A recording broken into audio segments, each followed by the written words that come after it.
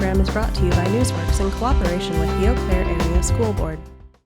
All right, we'll call this meeting to order. Thank you for those of you joining us online, and those of you who are invited to join us today for recognitions and some presentations. Maida, are we in compliance with open meeting laws? If you would go ahead and do a roll call for our quorum. Commissioner Clements? Here. Commissioner Harder? Here. Commissioner Johnson? Here. Commissioner Lyons? Commissioner Nordin? Here. Commissioner Zur? Commissioner Bika? Thank you. We have a quorum. We'll now move on to our Pledge of Allegiance. We are fortunate tonight to have our student pledge leader, Chloe G. Chloe is a fifth grader from Locust Lane. Chloe's teacher, Ms. Ray, said Chloe is a responsible and hardworking student. She is respectful and speaks up when something isn't right. Chloe is an excellent example to younger students and her peers. We're so glad to welcome you, Chloe. If you would come up and lead us in the Pledge of Allegiance. Those of you who are willing and able, please rise and join us in the pledge.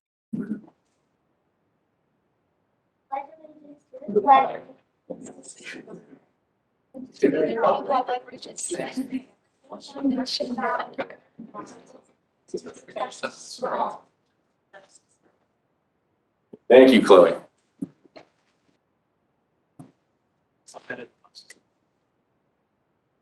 Our first order of business tonight is the adoption of the agenda. I would hear a motion to adopt tonight's agenda. So moved. Moved and seconded. All those in favor, please say aye. Aye. Opposed? The motion carries. Our next item on the agenda are our recognitions for the evening. I will turn it to Superintendent Johnson. Good evening, Chair Nordin, board members, student representatives, and executive team members and honored guests tonight. First off, this special week is a time to build awareness and understanding of the vital function an elected Board of Education plays in our communities. We wish to celebrate and recognize Wisconsin School Board Week and honor all of you for your commitment to our community and to our students. Wisconsin School Board members are chosen by their communities to manage local schools. They oversee multi-million-dollar budgets which fund education programs for over 867,000 students in more than 420 public school districts. Your decisions affect thousands of teachers, administrators, and support staff. Our volunteer leaders are responsible for formulating school district policy, referenda, and adherence to state and federal education law. Legal concerns and the complexities of school finance, including budgeting and taxation, require our board members to spend many hours in board training programs and personal study to enhance their understanding of these issues. On behalf of our district staff, my deepest appreciation is extended to all of you. Your commitment, your care, and your civic responsibility make local control of public schools in Eau Claire possible. Thank you so much to all of you for your dedicated service. Now to the official recognitions. Tonight, our virtual school. Tonight, I'd like to recognize the incredible growth we've seen in the Eau Claire Virtual School. During the 2021 school year, the virtual school had approximately 45 students in grades 4 through 12. This year, we have 194 students in grades K through 12. Broken down, the virtual school has 73 elementary school students, 47 middle school students, and 74 high school students. The leadership continues to address staffing needs in response to the growing population of the school. 2 weeks ago, our virtual school held a family picnic at Carson Park to connect students, families, and staff. The staff is excited about the opportunity for the newly expanded virtual learning environment has for families within the Eau Claire Area School District and throughout the state. I commend Principal Laura Schlichting, who has been flexible in shifting positions twice during the last year and a half to meet the needs of the district and its students, and for her enthusiasm and hard work as she leads the staff and families in this new environment. Congratulations to Laura and her staff for their amazing growth. We look forward to continued growth and success for the ECVS. Thank you, Principal Schlichting.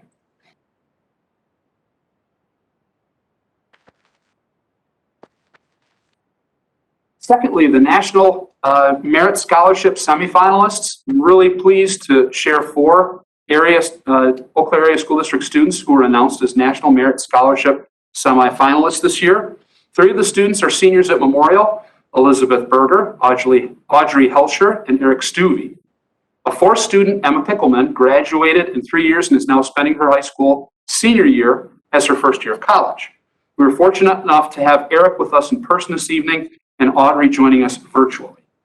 A little bit about the National Merit Semifinalists, the scholarship program. About 16,000 semifinalists were named this year for the 67th annual program. Semi-finalists are academically talented high school seniors who are selected to compete for 7,500 National Merit Scholarships worth approximately $30 million that will be offered in the spring of 2022. Semi-finalists must fulfill several requirements to advance to the finalist level. We wish all 4 semi-finalists the best as they continue in this scholarship competition. So Eric, we're glad you're here this evening. Audrey is virtual, and Principal Schlichting, we can get up here and get our pictures taken for the recognition. Thank you.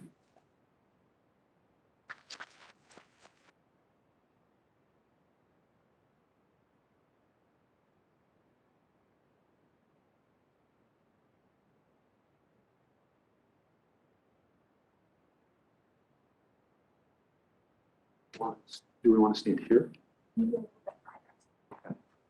First of all, congratulations. Thank you. We'll go Eric, we'll go with you first.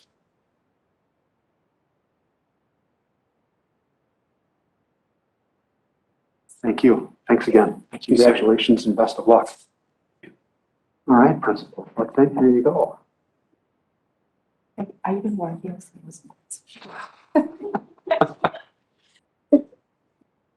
Sorry. Nice to see you.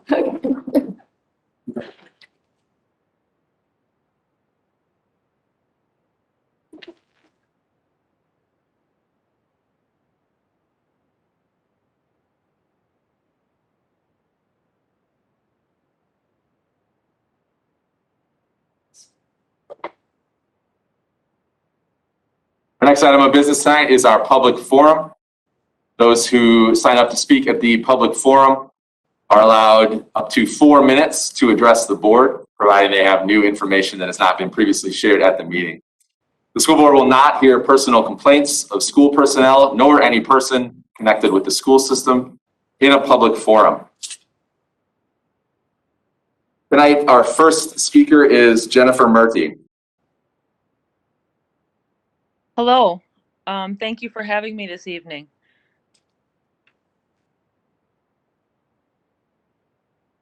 Thank you. Go ahead. Thank you. So my name is Jenny Murty. I'm a mom of a middle schooler active in sports itself. I've also been in medicine for greater than 20 years and has served as a nurse practitioner in Eau Claire, working with immunocompromised patients daily since August of 2017. I would like to request a review of our current school policy for sporting events and fan indoor masking. As recently when I was at my child's indoor volleyball event, indoor masking was less than 50% as it's currently a recommendation versus following more closely with the CDC guidance of universal indoor masking for visitors to K through 12 schools. I would like to request in keeping both my and all of our middle schoolers safe in the current atmosphere, as well as my many patients that I look at as my family, that I would request a review of changing that to current policy and brainstorming ways to reinforce it. Thank you. Thank you. Our next speaker tonight is Amy Kjellstead. Thank you. I want to thank you for giving me the opportunity to speak. I'm Amy Kjellstead. I live on Eau Claire. I've got a high school student. Although being in person, I would have felt would have been a better option to speak of what I want to say. I'm very thankful that my child, along with other kids, are back in school. It just disheartens me that there's a lag in education that came along with it. Our kids were failed with a poor education last year, and it's worse this year. What is the school board's plan for our kids to get back on track? So many of the kids are lacking the smiles from others because the district chose a one-sided science, and the board chose to take away the parents' choice and knowledge of what's best for our own children. What are the benefits of this? I see a lack of smile, sadness in eyes, and frustration of what is not best for my child or anyone else's. I commend and stand by the child that stood her ground and knew what was best for herself. The school board should be ashamed siding with the health department and allowing a civil suit to be put on a child. She felt good, trusted her immune system, and wanted an education. The school district took that away from her. What happened to if you feel good, you go to school. If you ill, you stay home. What example are you setting for all these kids sitting at home on quarantine and feeling well, yet missing 7 to 14 days of an education that's already lacking? Not to mention blatantly allowing the students' medical information to be shared with everyone. There's issues and stuff that I'm concerned about that there haven't been funds that have been given to this to give an option for students to all the schools for gender neutral safe rooms such as bathrooms and locker rooms. What is the board's plan to address this kind of accommodation? A young girl dressing in a girl's locker room should not have to worry about a boy coming in, nor should a boy have to worry about going to the boys' locker room in fear of being teased. There are just a few things to name. As a reminder, the school board and the members are elected officials that work for the community taxpayers that need to look out for the education of our kids. It's not their responsibility to work for the health department or against the parents. There are two sides, not one. And granted, but all can be met in the middle. Thank you. Thank you. Our next speaker tonight is Nicole Everson. Can you hear me? You can, welcome. All right. I agree with the locker room situation and making decisions for our children. I feel that we are not being heard as parents. I do not feel that you guys are trying to unite us out of the community, but yet divide us. So with that being said, I'd like to just take some of my time to read two things. This is the mission statement for the Wisconsin Department of Public Instruction. The Department of Public Instruction is a state agency that advances public education in libraries in Wisconsin. Our mission is to ensure that every child, regardless of zip code, has access to quality public education. Excuse me, I apologize for that.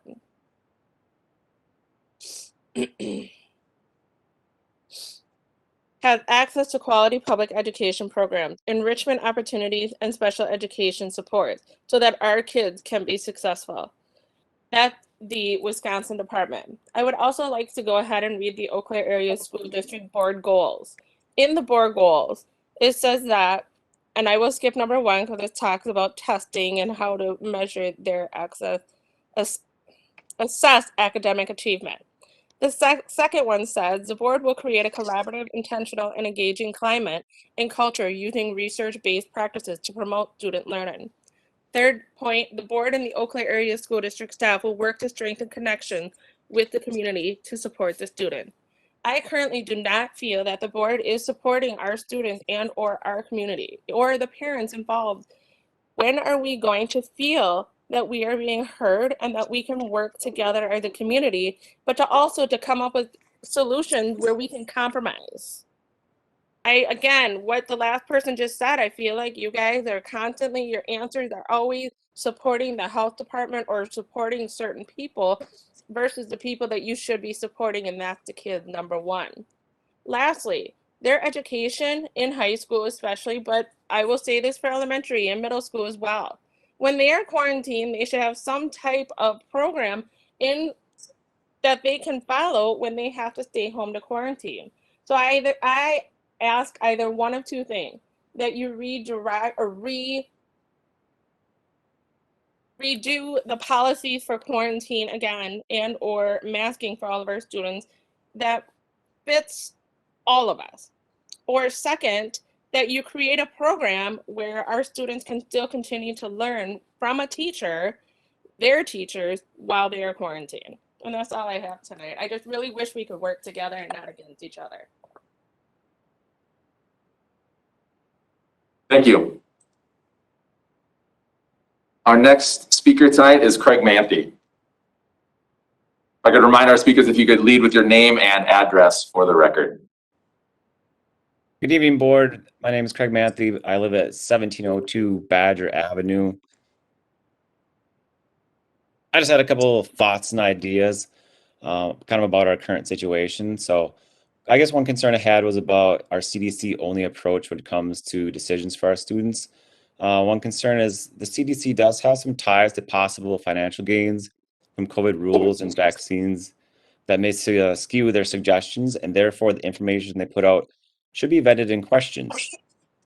Alternate options and opinions are not an uncommon thing when it comes to making medical decisions, or really any decision for that matter. A second opinion is not an unreasonable idea. If I was doing a research project, multiple sources to back up my position would be expected. Consider the fact the CDC is recommending a vaccine that has not completed trials yet. Also, the study became invalid. This is specific to the Pfizer BioNTech trials. That study became invalid when researchers gave the placebo group the vaccine. So that is not science. And if you're interested in hearing more about that, it's actually written in the Pfizer package insert for the vaccine itself. It is written right in that insert. Talking a little bit about just the quarantine situation. Currently, 44 students are COVID positive, so thankfully there's really not that many students, so very good thing. But 817 students are currently out because of a close contact. Right now, many parents are concerned about the dreaded close contact letter that may upend their world.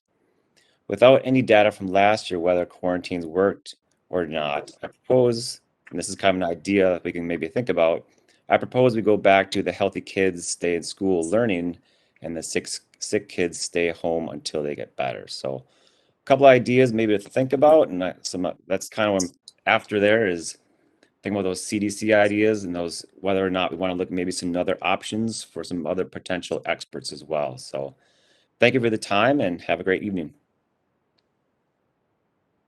Thank you. Our next speaker is Cynthia Burton. We think that we have her on a phone outside, so we'll try to patch her in now. Yes, Cynthia is on this phone. I'll pass it to her. Did you hear that? Yes, we did. Okay. Good evening.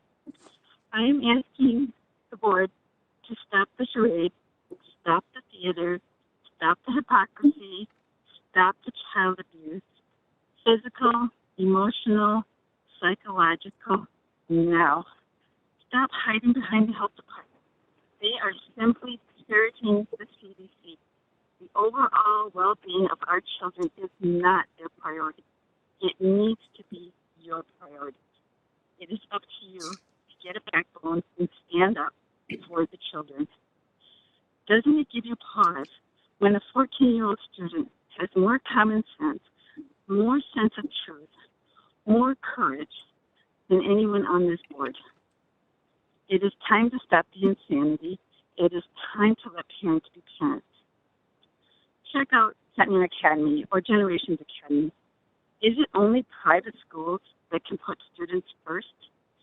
Have some intellectual curiosity. Apply some critical thinking and logic. It is your duty if you want to be on this board. Otherwise, please step down. And let's be serious. The non-sterile, pathogen-laden things that people are covering their faces with are too porous to stop a virus and are only leading to other health problems. And if we were serious, we would all have been trained on proper sterile mask usage. We'd be treating these things as biohazards. Anything that makes you touch your face more is not serious. Stick it in your pocket, lay it on a table. Bleachers at school games, students shoulder to shoulder, no mask, no contact tracing. This is not serious. This is theater, but it is causing harm, so it needs to stop. Do you ever look in the mirror and wonder whether the craziness that you are putting our children through might be a contributing factor to things such as the overdose student just recently? Do you ever wonder about the damage being done to the fabric of some of our families dealing with the insanity of endless contact tracing and quarantining of children who aren't sick and do not end up getting sick? How do you manage to sleep at night? Is this willful ignorance? That is not a choice for you. You are on this board. You cannot choose willful ignorance. They say real change starts at the local level. Be the change we need. Be leaders. stand up for our children and let the parents be parents. Thank you. Thank you. We did have one more person who had signed up before the meeting to speak, but as far as we can tell, we have not been able to connect with that person on the meeting. So that is the end of our public comment section for tonight. We'll now move on to our reports. The first is our Budget Development Committee report. Chair Lyons is not able to join us tonight, but I believe Commissioner Harder has a report in his stead. So Commissioner Harder. Yeah, just a brief update from that meeting last week where we reviewed the preliminary budget, and Abby Johnson presented it just in an initial form. We get a little feedback, but you will see it in full tonight. That's really important. Thank you. We will now turn it over to our Legislative Liaison, Dr. Johnson. State Senator Roger Roth and State Representative Shay Sortwell are proposing an amendment to the Wisconsin Constitution that would turn the State Superintendent of Public Instruction, Treasurer, and Secretary of State into cabinet positions appointed to serve at the pleasure of the governor. Currently, each of these constitutional offices is directly elected by a statewide ballot. The following legislation passed both houses, Senate and Assembly, and are headed to the governor. Senate Bill 373. This bill requires DPI to create a school district financial information portal in a format that allows the public to download, sort, search, and access the information at no cost. Because the bill requires no new data collection at the school or district level and provides for the Wisconsin Association of School Board Representatives on the advisory council, the Wisconsin Association of School Board is supportive of this bill. Senate Bill 463. This bill requires each school board to post learning materials and educational activities used in pupil instruction and any procedure or policy that applies approval of such materials or activities online. Wisconsin Association of School Board opposes this bill on local control grounds and have concerns about both the cost to local districts, especially smaller districts that may not have the staffing capacity to handle the volume of material that has to be posted, updated, and maintained. Assembly Bill 220. This bill specifies that the youth apprenticeship program must be included in the list of educational options that a school provides to parents and guardians. Thank you. Thank you. We'll now move on to our consent agendas, the superintendent's and the board consent agendas. Both consent agendas are voted on with one vote without discussion. Items on the agendas were either discussed at a previous meeting or the board has been provided resources before the meeting. If a board member wants to discuss any item, it will be pulled out of the consent agenda and voted on separately. For the superintendent's consent agenda tonight, we have two items: Human Resources Employment Report, October 4th, 2021, and gifts in the amount of $17,189.05 for the period of August 1st, 2021 through August 31st, 2021. I would hear a motion to approve the superintendent's consent agenda. So moved. Second. Moved and seconded. Maida, will you please conduct a roll call vote? Commissioner Clements, Yes. Commissioner Harder, Yes. Commissioner Johnson, Yes. Commissioner Nordin, Yes. Commissioner Bika. Yes. We'll now move on to the board's consent agenda. The board's consent agenda contains minutes of board meeting September 20th, 2021, and minutes of adjourned board meeting September 27th, 2021. I would hear a motion to approve the board's consent agenda. So moved. All those in favor, please say aye. Aye. Any opposed? All right, next up, we move to monitoring district results. We have two items tonight, the first of which being the full monitoring report for OE3 environmental commitments. At this time, I'll turn it over to Superintendent Johnson to take us through a brief presentation before we can discuss and act on the monitoring report. Good evening. Tonight with OE3, as you can see on the main sheet, determining compliance with exceptions. I'd like to take maybe 15 minutes tonight to go through that and then 10 to 15 minutes of comments afterward. The first compliant with exceptions, the main one, there was a little bit of shifting that I had done with our experience in going through this over the past couple months. But with the first one, the urgency of the climate crisis overall, I placed the compliant with exceptions. And if you were to scroll down a bit, the interpretation did not change since the last time we had met.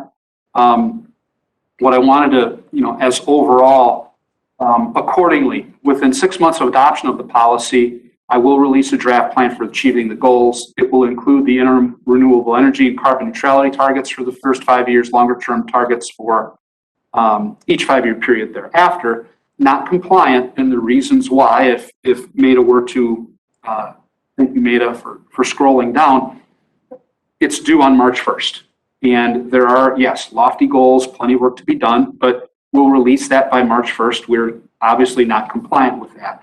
The second indicator, and I had spoken with a couple of you about this, as well as one of our student reps, Reed Loken, is I've received some feedback from some of you about certain people in the community that would be excellent resources for this.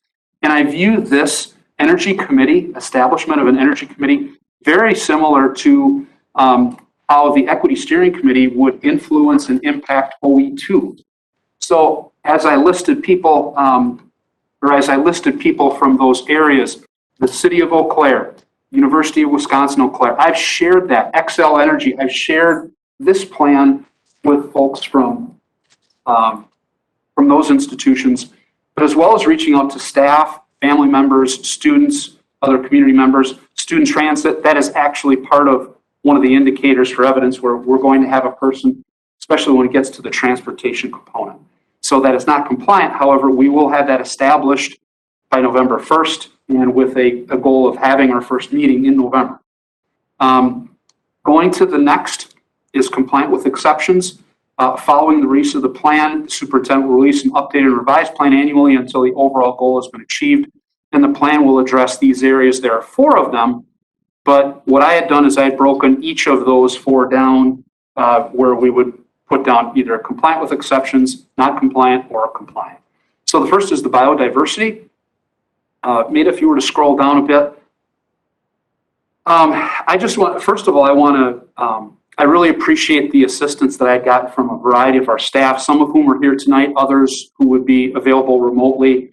Carrie Hallquist, Josh Guckenberg, James Martin, Kim Kohler, Jeff Nestor, Abby Johnson, and Paul Toller all have specific parts of these, some more than others. For example, with recycling of technology, James Martin, that was his sole question, so he was able to provide some information on that. But everybody had taken bits and pieces of this. Jeff has been active, he's been a veteran of the Eau Claire Area School District for years and has quite a bit of institutional knowledge in that. Kim, obviously, with her leadership with B&G in the past. Abby now is with B&G, but just a tremendous amount of assistance from people. The first indicator, monitoring, evaluating, and improving the CO2 levels. In sharing this with our team, we believe we're compliant in this.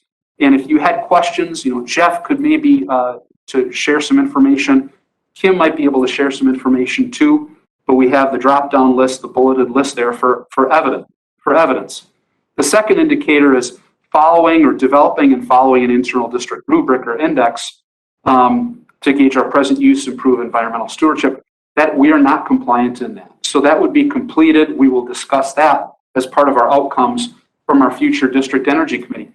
There is a possibility that energy committee might say, you know what, it's really not, the juice isn't worth the squeeze there. We've got other alternatives. Well, then I would share that with the board in a future report to say indicator 2, not necessary based on the expertise and the thoughts of our district energy committee. The third indicator, adopting procedures with building material and machinery purchases. We believe we're compliant in that. Scott Nofke is the person I neglected to mention earlier. He had provided that evidence in the green cleaning policy. There are pieces in that are linked. The last OE2, I think we had 190 pages. Didn't mean to put that on you on purpose. I believe we had 49 pages on this document. But anyway, it just a bit more succinct, but we're learning as we go. For indicator number 4, our operational policies regarding chemical use, we're compliant with that. The green cleaning policy is utilized again. And then the last, supporting local food producers and sources. Our contract, and Josh was instrumental in this, with Indian Head Food Service. We use local as much as we can. But obviously Josh would be able to explain a little bit more if you have some questions there. If we go to the next one, the second of the four would be emissions. And if we scroll down a little bit, we're interested in working with specific programs and grants and such. First of all, to publish, we're compliant with exceptions with this because we haven't necessarily published these. But I wanted to share with you some of the evidence, whether they're programs we're presently in, agreements, or grants in which we've participated. We're very interested. CISA Energy Innovation Grant in February 2021, we didn't get it, but I wanted to share with you, and Commissioner Clements was very helpful with that. We applied for it, we didn't receive it, and that's okay. We're going to keep trying. There is a CVTC partnership, and I think in a future memo I will share with you. They asked for an opportunity for some programming, new programming for our students. We said that we are interested in that, and then they would share, okay, we're going to run this program, and you have X amount of seats that your students could participate. That just had occurred probably 2 weeks ago. So anyway, that was that opportunity that I illustrated right there, technical diploma as an academy option. Current participation, I hear quite often from Xcel Energy's Peak Energy Curtailment Program. We've had to utilize that a little bit in the summer, but the curtailment process is illustrated there. The second indicator, commit to auditing 20% of our buildings each year in the 5-year rotation to be fiscally and environmentally responsible. And asking members of our staff about that, they thought that could be completed in 6 months, where we would be able to do that and commit to doing so. I thought that was excellent discussion last month when we had that in front of the board with the first draft of this. The third indicator, improving our efficiency in all our schools and buildings and new construction, major renovations, compliant with exceptions. With the roof replacement, and this is where Jeff was very helpful and provided the 17 sustainability report. Kim Kohler as well, Paul Toller, they would be able to provide some background on that. For number 4, updating, promoting, and sharing the impact of the implementation of our sensors, water fixtures, and renewable power technologies. Our district-wide bottle filling stations data, we're able to do the solar output display at Northern Memorial. I'll allude to that a little bit later. We are able to measure that impact for windows, roofs, doors, boilers, and chillers. Current and continued recording of utility data. And if the board would ask, and Jeff's here too, I'm not quite sure exactly what we would share from Excel or from other agencies. But we do have that data, or we have the ability to gain that data. And then again, the sustainability report. So according to that, we believe we are compliant on that. If we were to scroll down for the next and last indicator, very proud of this, and the awareness in educational career opportunities in prep and implementation of clean renewable energy efficiency for our students. And we're compliant in that, very proud of it. Was able to reach out to Aaron Lade at Memorial High School and Jake Behrens at North High, science teachers. They had shared with me, the course, the high school course, Environmental Science B. They do have a unit with climate change, which goes into this in depth. Aaron provided some additional background for the educational and career opportunities, especially the career opportunities for solar when they study the solar project. But designing those solutions for issues, considering and balancing economic, environmental, and societal needs. She shared a couple assignments with me that they do. But then the solar project, perfect example of this was October of last year, having the publicity for it, and it was complete. And then by December 1st, it was ready to roll. The third of the 4 would be transportation. Significant amount of that, and I think I alluded to that back in September. Transportation is a major cause of emissions. We believe we're compliant with exceptions on this. In scrolling down a touch, Carrie Hallquist, extremely instrumental in indicator 1 with the Safe Routes to School program. Our partnership is in the Chippewa Valley area and the West Central Wisconsin Planning Commission, the highlight there, audits of each school. We weren't going to put down every school for there, but that's something that Carrie had provided a tremendous amount of information on. Indicator number 2, for future new school construction, commit to adding a process of determining location efficient properties and transportation routes that are innovative and efficient. Had a great conversation with Commissioner Clements on this a couple months back, but we're not compliant in that. And I actually have a mistake on my evidence there. We have not developed a process. This will be discussed at our next. I have buildings and grounds. Mr. Nestor's looking at me like, what are you talking about, Mr. Johnson? But really it should be demo and trends, and that needs to be something that we share with that committee, the next committee, when we have that in Kohler, and I'll share that with her. So anyway, going ahead to feasibility for our fleet vehicle purchases, we're not compliant in that. However, we will be next month. That will be our initial scheduled feasibility. That's our meeting with our vehicle lease company.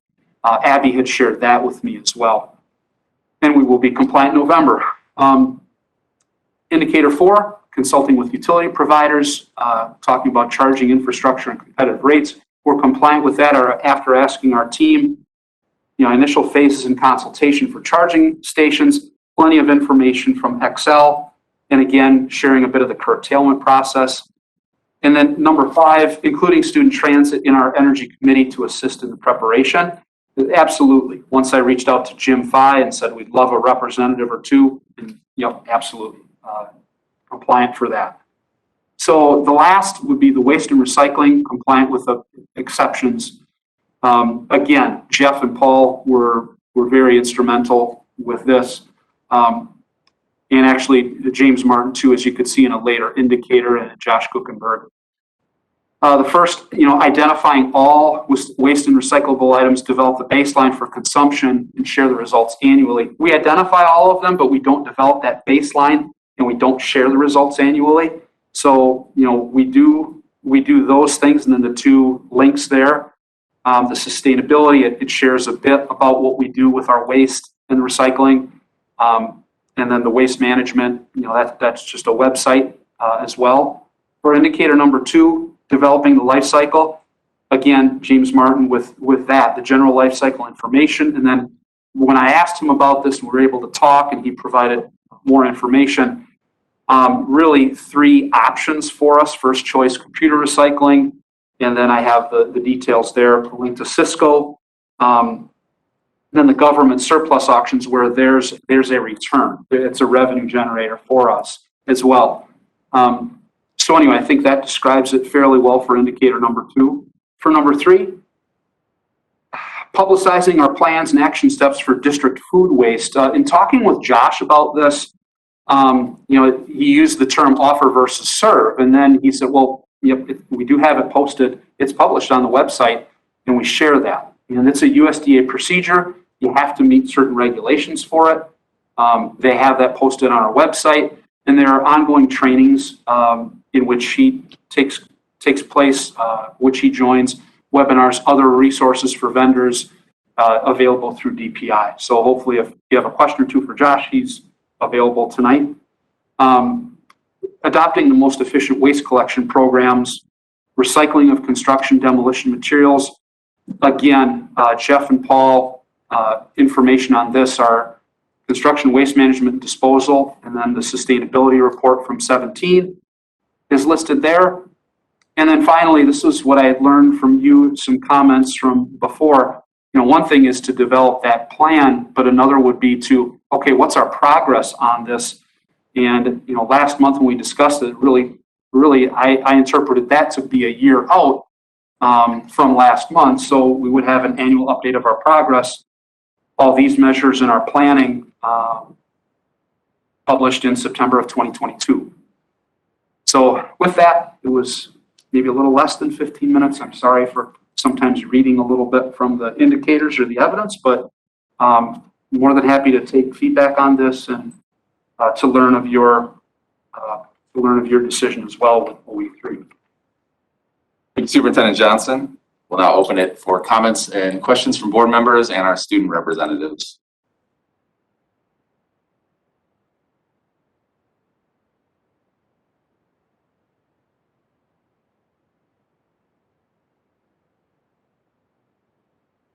Dr. Bika.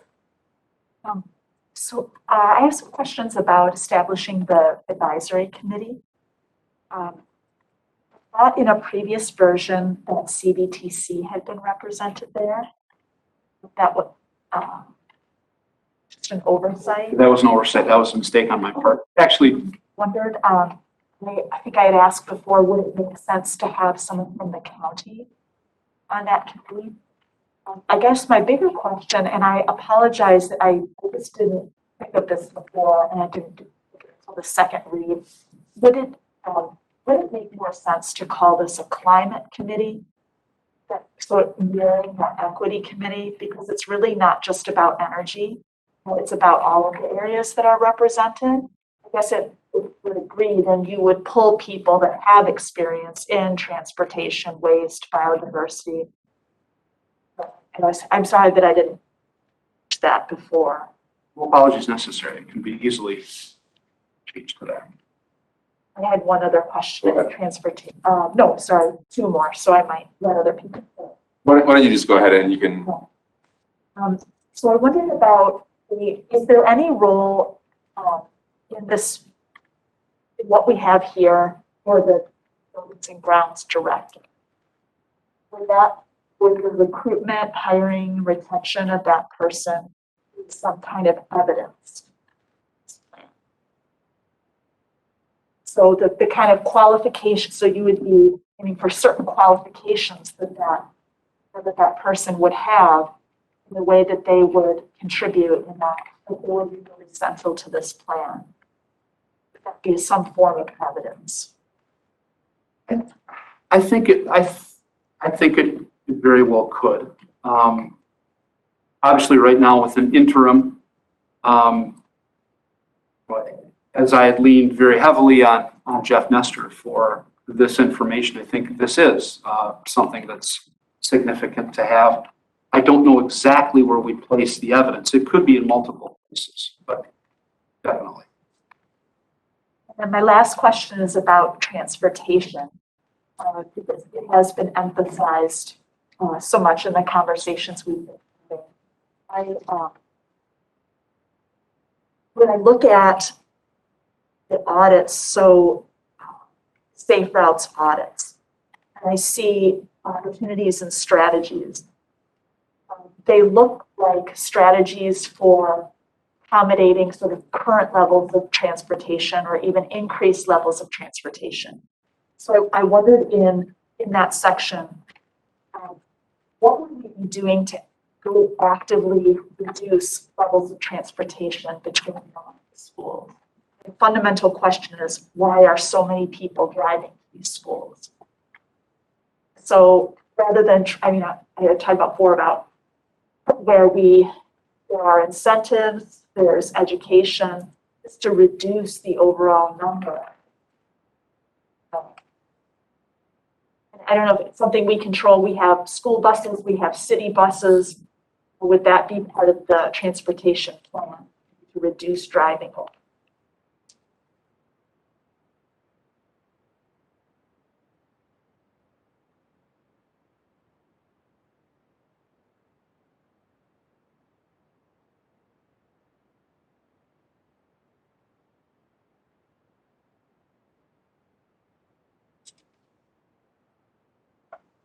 Commissioner Clements. I think this is a good start. Obviously, you provide some evidence that the district has been active in some of these areas over the past few years. So I'm happy to see some of those pieces of evidence in here. Frankly, this is just an area where schools have not been paying attention to because it's not often seen as part of their core mission. It's kind of just seen as something we have to do to achieve our primary mission, and therefore it's not a focus in which we're trying to evaluate our performance. So it's not surprising to me that many of these areas have little or no evidence so far, because we're still trying to figure out where are we and what are the best practices in this area. So I have an incomplete list of suggestions that I've been working on to provide perhaps a little bit more suggestions in some of these areas. I think a few of these that are listed as compliant, I think they're compliant insofar as that there is some evidence, but for some of them, I'm not sure how much evidence is there to say that we're meeting the goal. For example, supporting local food producers has this contract with Indian Head. It's like, well, I don't know. There's no evidence there that shows me that Indian Head is actually focusing on that. And I think that there can be more shared, especially since I presume that as a large purchaser, we have some influence over their overall delivery strategy to us, and similar to UW Eau Claire or perhaps some other institutions that have made this a higher priority, they've been able to kind of work in partnership with, or alternatively lean on their suppliers to say, we have certain goals that we want to achieve, and we expect you to help us meet that. I was hoping that we would have some data of like baseline energy use or how much money we're spending on, energy. So a little disappointed we didn't have that, or that kind of breakdown provided from Excel or other energy suppliers to this point. So I'm looking forward to seeing that information. But ultimately, a lot of these, as I said, a lot of these are new challenges or new things to monitor that we district hasn't monitored. And so I'm hoping that round 2 will have a good deal of indicators to show how we're measuring and how we're setting goals to make progress on these items.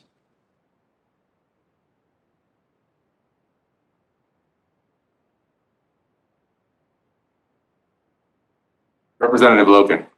For indicator 3, conduct feasibility to fleet vehicles, I believe that it may be more advantageous to pursue more fuel efficient vehicles rather than electric or alternative fuel, because for the short term that the district is leasing, the costs don't outweigh the benefits. And in fact, the emissions are larger leasing out new electric vehicles than they are older ICE vehicles.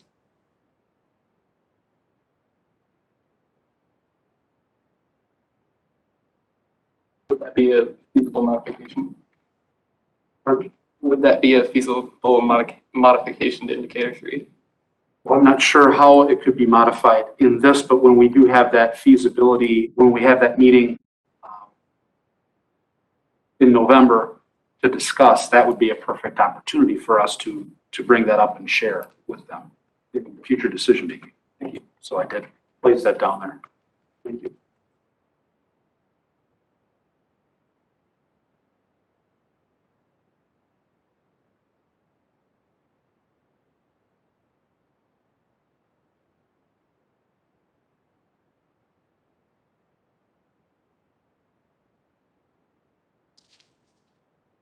So I will agree with Commissioner Clements that some of the evidence that we maybe would like to see, we hopefully we can get for next year. Especially we'd like to see start tracking our usage from Excel. I know that Excel is also pledged to renewable energy by 2050. So hopefully they're going to be helping us along. So we can break down some of the what are we using, and are we reducing that, and then what are we using that's coming from renewable sources that might help us to move that forward. So I'll just echo that suggestion from Commissioner Clements.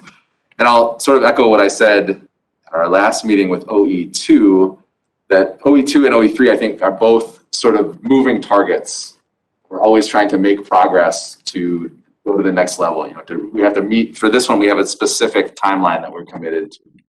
And so as we go into this one, you know, and I appreciate once again, I think your clear-eyed assessment of where we are. We are here at some of these places. Perhaps some of the evidence would be stronger, but you've also said, here's where we're not, and here's where we need to be. And I appreciate that. But of course, next year it needs to be a different place, and we'll always need to be moving forward. So I just want to keep that in the front of our minds for both of these two. They're not static like some of the other ones are, where they're binary. We're either doing it or we're not. This one, we're doing it, and we have to be moving forward. But thank you. Are there any other comments or questions? Representative Logan. I'll try to go quick. As a youth apprentice, I saw what the district's recycling program specifically with technology was like. And I'm concerned that focusing on just passing the electronics off to a recycler like First Choice might be the wrong approach, because from my current understanding, only a small portion of the items that are recycled actually end up being either upcycled or downcycled. From my research, a large portion of that is thrown into the waste, but the district believes has no dirt on its hands because it's passed off into First Choice. So my question is, why is there not a larger focus on the government overflow auctions? Because this provides a revenue source for the district while also getting more use out of these items that likely won't be recycled. I think I'd actually like to have James Martin answer that question for you. He was very instrumental when I was able to ask him about this indicator. Actually, which one of the three now? Obviously, that's one of your student interns. Yes. So I was monitoring the board meeting, and I need to turn this off entirely. The First Choice is, they inform us in their documentation that they are a zero landfill operation. We are assured from our contact with them, and we reviewed that with our purchasing manager, Scott Nofke, when we worked toward this agreement. So we're relying on their assurances. What we provide to them, they are completely recycling. Do you have anything about overflow auctions? Sorry? Overflow auctions, anything about the feasibility of it in the future? Beyond the auction site that we're using, the GovChoice, and when we identify things that we believe are of value, through the processing would still return to the district some value, we do go that route. Okay, thank you. Thank you. Floor is still yours, Representative Logan. Would it be possible to add a few of those reports as evidence in the future? Yes, and I was going to actually mention that here. For example, I believe it's Julie Thoney from Excel. We had a good conversation earlier last month. She said, Superintendent Johnson, you know, your goals in the Eau Claire Area School District, you're a customer of ours, and there are goals. So by 2050, we want to get you there because you're our partner, you're our customer. So that's very helpful, and I just wanted to share that with the board and public this evening. And then secondly, when we do receive some more data or some more information, I'll pass that along to the board with specific items that you maybe mentioned tonight about, well, this could be, you know, evidence for the future, so then we'd certainly include it. But I could share that as an ongoing basis with any of these OEs or Rs. Much like the correction and what I shared with you over the weekend for, we could talk about it briefly in OE5 tonight, but it's also a result for student climate.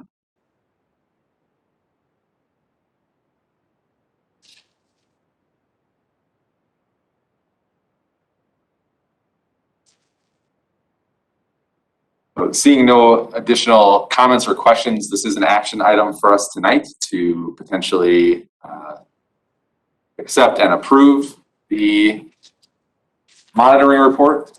The accept and approve does take the board's approval as congruent with the superintendent's assessment. If there are any items that we would like to change where we feel on it, Commissioner Clements, you felt that perhaps some of them you were not as strong on. That would be something that we could do as a motion within a motion to approve, accept and approve OE3. So at this time, we can start that process if there is a motion to approve and accept OE3. Do we have a second? I second. Thank you. Moved and seconded. Is there any discussion on the motion?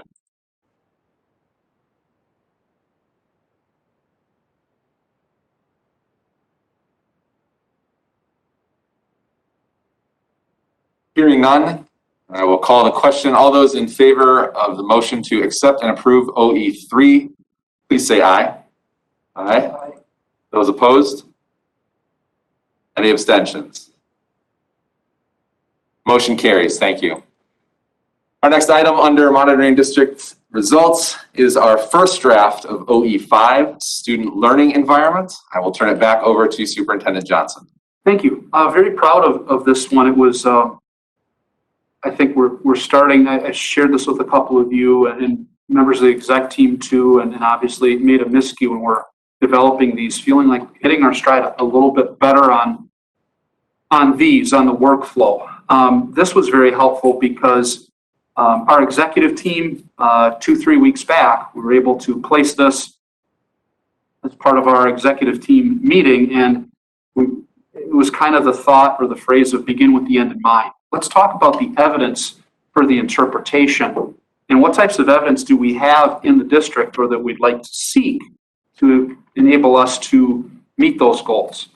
And so doing that first and getting some ideas from our executive team really helped, and I like to thank them. There may be a couple instances tonight maybe where they're called upon. But ultimately, when we had begun with the end in mind with certain evidence, it was a little bit easier, I think, for two reasons. Number one, to write the actual indicators, but for number two, other districts use similar methods too, and I really felt that that Racine and DeForest and Sun Prairie all had somewhat different interpretations, but yet similar compliance measures or indicators, I should say. And it was really helpful. And I think all three of them had something a little bit different, so you'll get a little flavor with all three. So anyway, that being said, with the first, we're establishing and maintaining an environment safe, healthful, equitable, inclusive, non-discriminatory, respectful, conducive to learning. My interpretation, very simply put, the board values that climate and culture that ensures the physical and emotional well-being for our students and supports our student engagement. I guess the main talking points I'd have for that, first off, we're approaching this work through the implementation of our EMLSS. We're going to better meet the needs of every learner when our policies, our programs, our practices, our roles, and our expertise are aligned and coordinated. This systems approach, will enable us to proactively provide the most effective instruction, but more importantly in this, the proper environment for our learners. Our teaching and learning department, has begun developing a multi-year action plan that will support that systemic change to improve the health and sustainability of that system. We'll monitor for progress and we'll establish student outcomes. Many policies are referenced in this.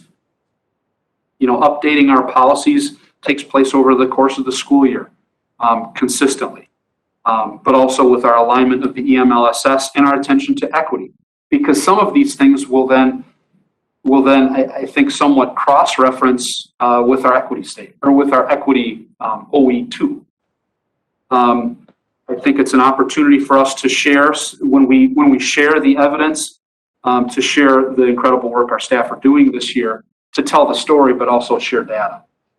And then finally, moving in that direction to put equity of the root at what we're doing. So for OE, and I broke that down as 5.1, to follow all our state and federal laws regarding treatment of students, learning environment. So we had gone through, the academic, social, emotional needs of our learners. So we went through policies and the legal cross references 411 would be equal educational opportunities, and then there are many 411.1, 2, 3, and so forth. 447 is alternatives to expulsion.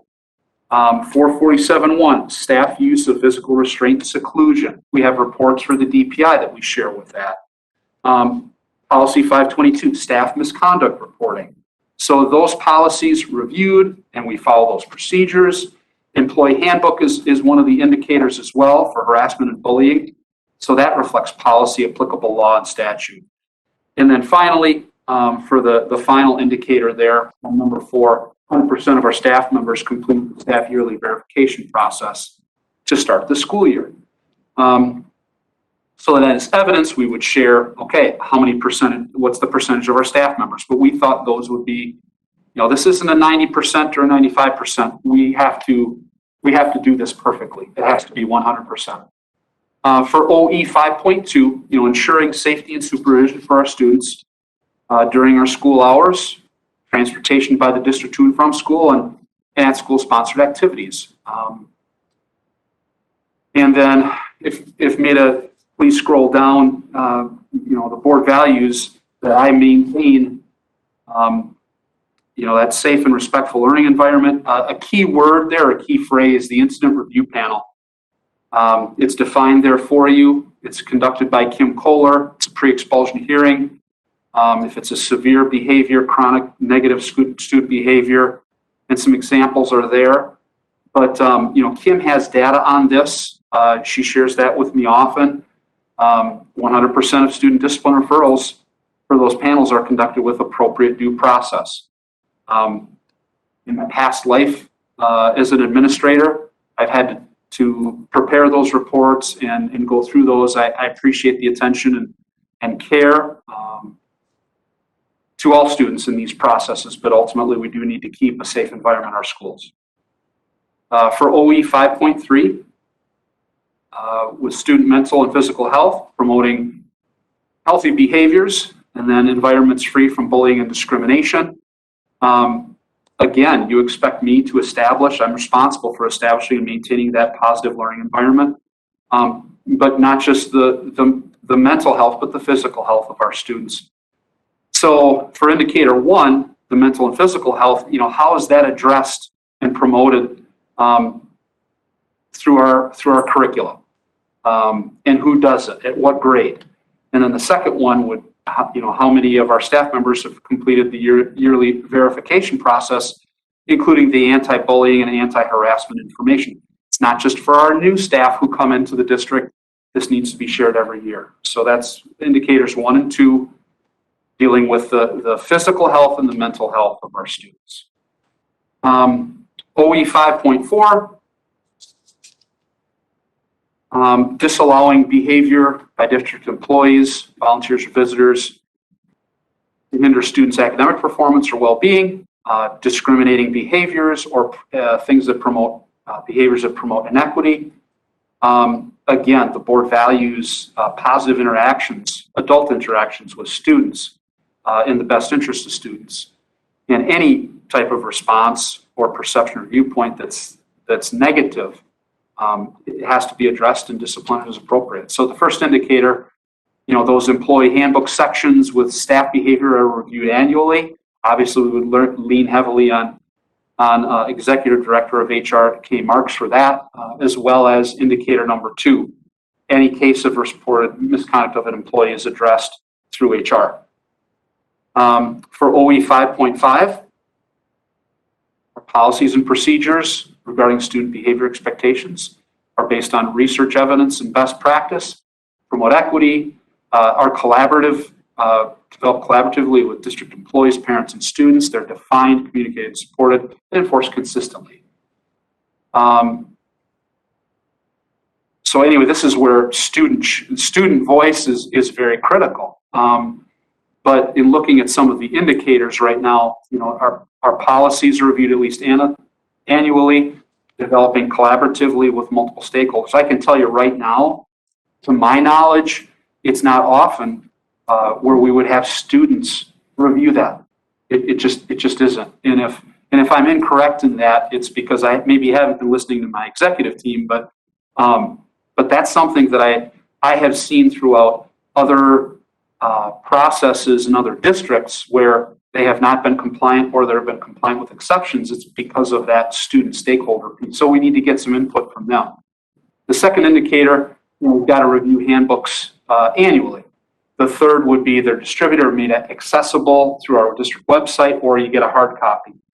And then finally, and I mentioned Kim Kohler beforehand, she'll have an audit of our behavioral incidents from the previous year. And probably to this point, Kim, please feel free to nod your head or disagree with me. But up until this point, when if we were to come back when this is going to be approved or the evidence is approved, you'd be able to share we've had X amount of incidents at this point for the present school year.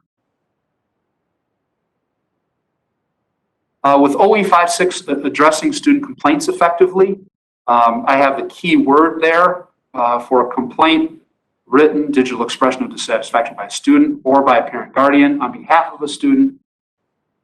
The first those two indicators, were they provided access to that complaint process?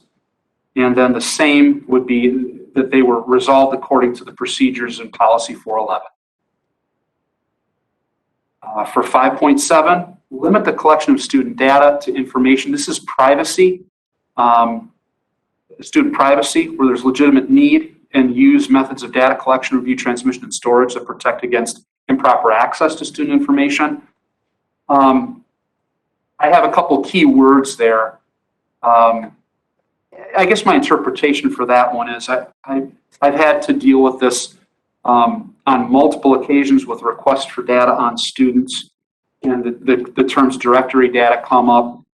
Last year we had a couple situations where people wanted data about students, but we did not share because we are not able to.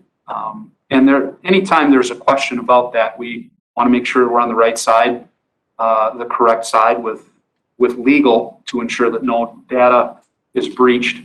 But you expect me to assure that those requests are reviewed for relevance and purpose, but more importantly, when they're properly accessed, as opposed to, well, you're requesting it, we'll give that to you.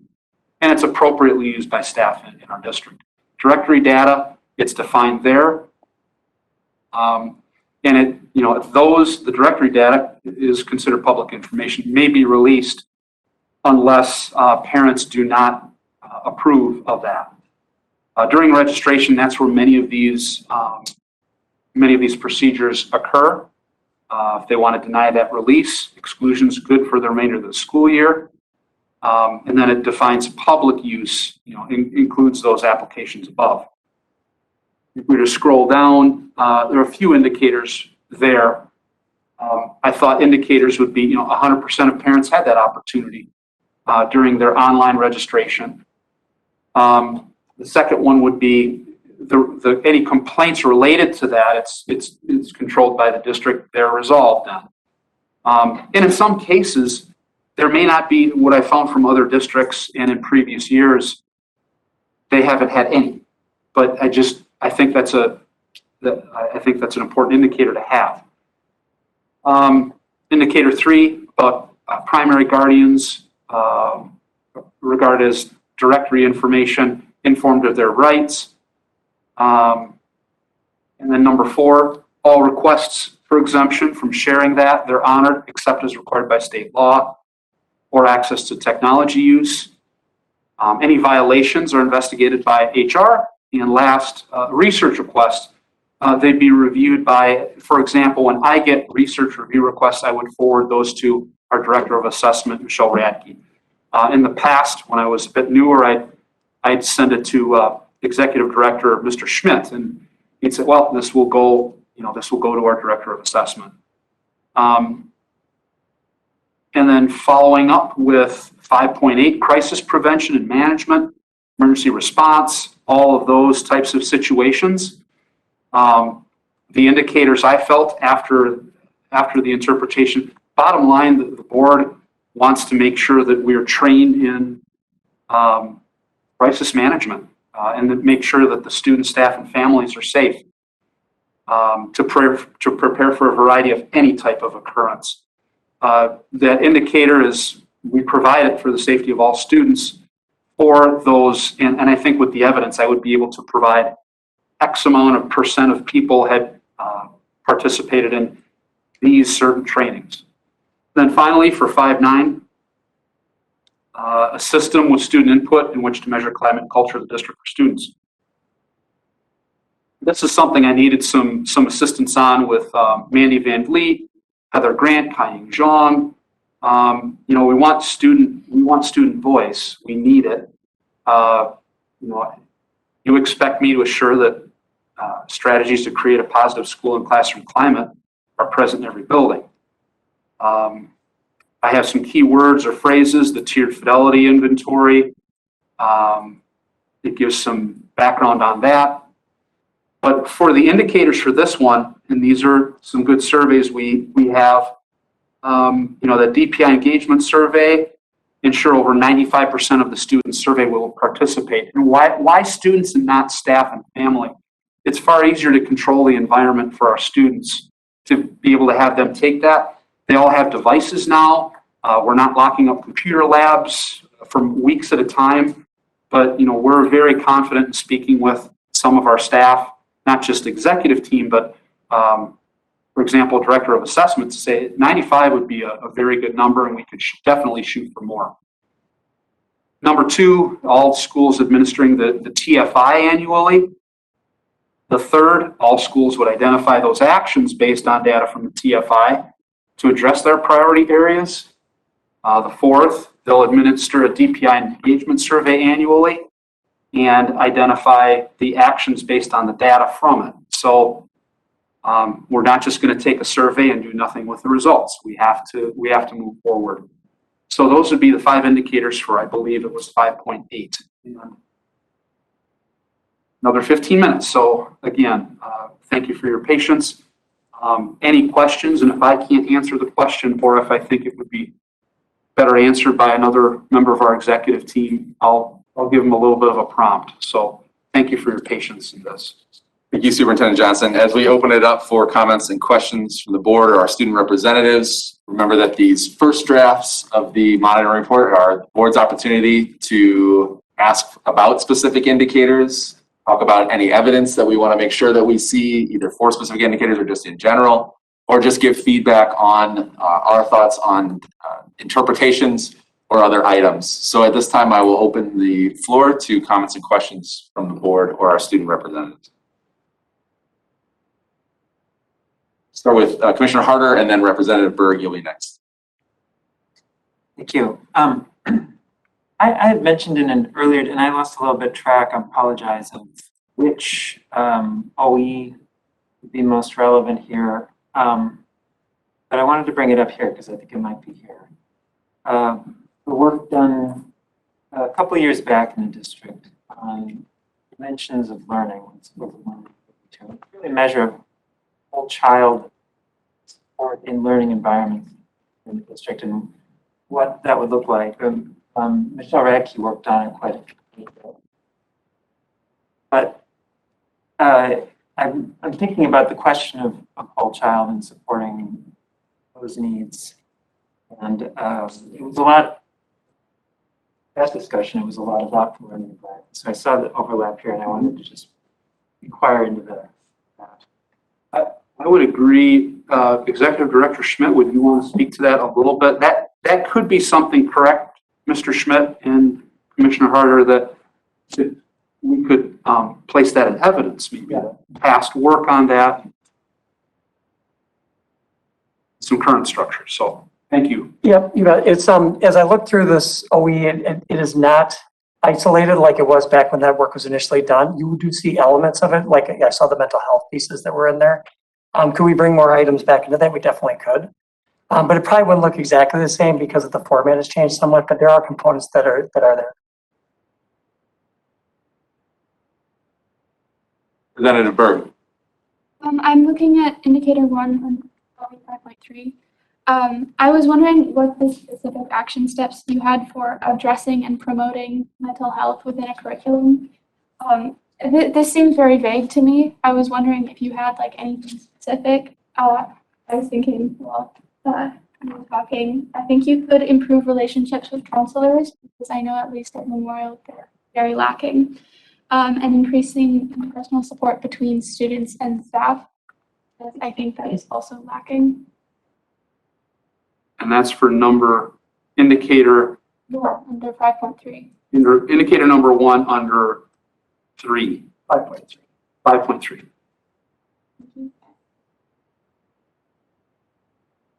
So I will note, thank you for that, Representative Berg. And as our student members, you're getting into our governance model.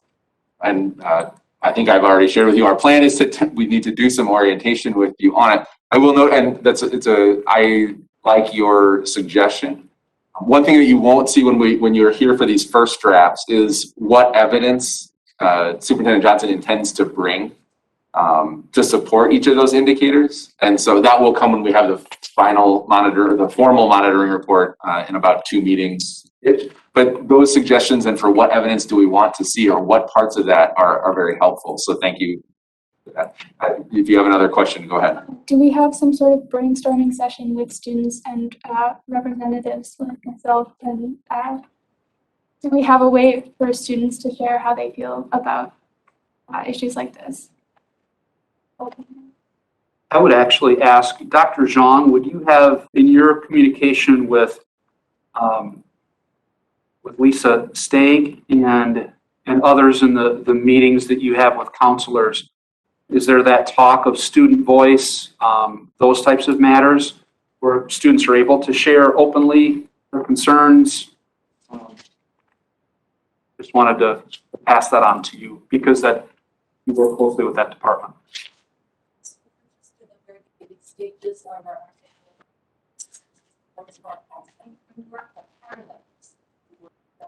student voice with regards to sharing with us how things are going, and the things that students would like to see in place so that we can take that to the framework that we have going.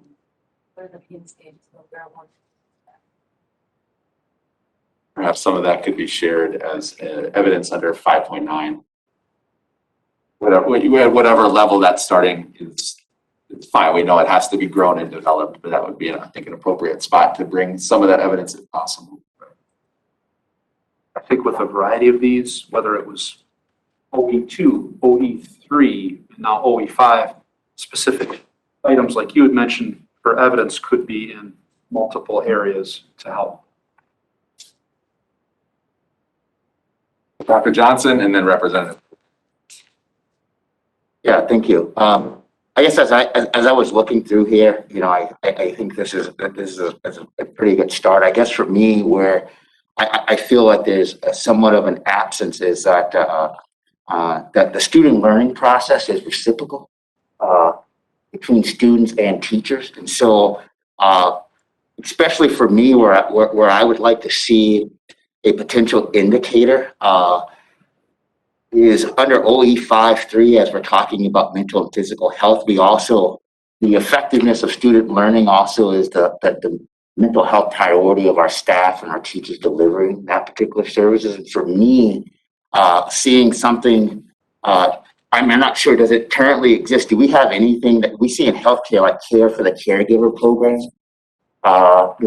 Especially coming off of pandemic and still teaching through the pandemic, and teacher dropout rates, and so those pieces, I would like to see something there that addresses ensuring that our educators, mental health, and those aspects are potentially addressed, because that then carries over and in fact impacts student learning itself.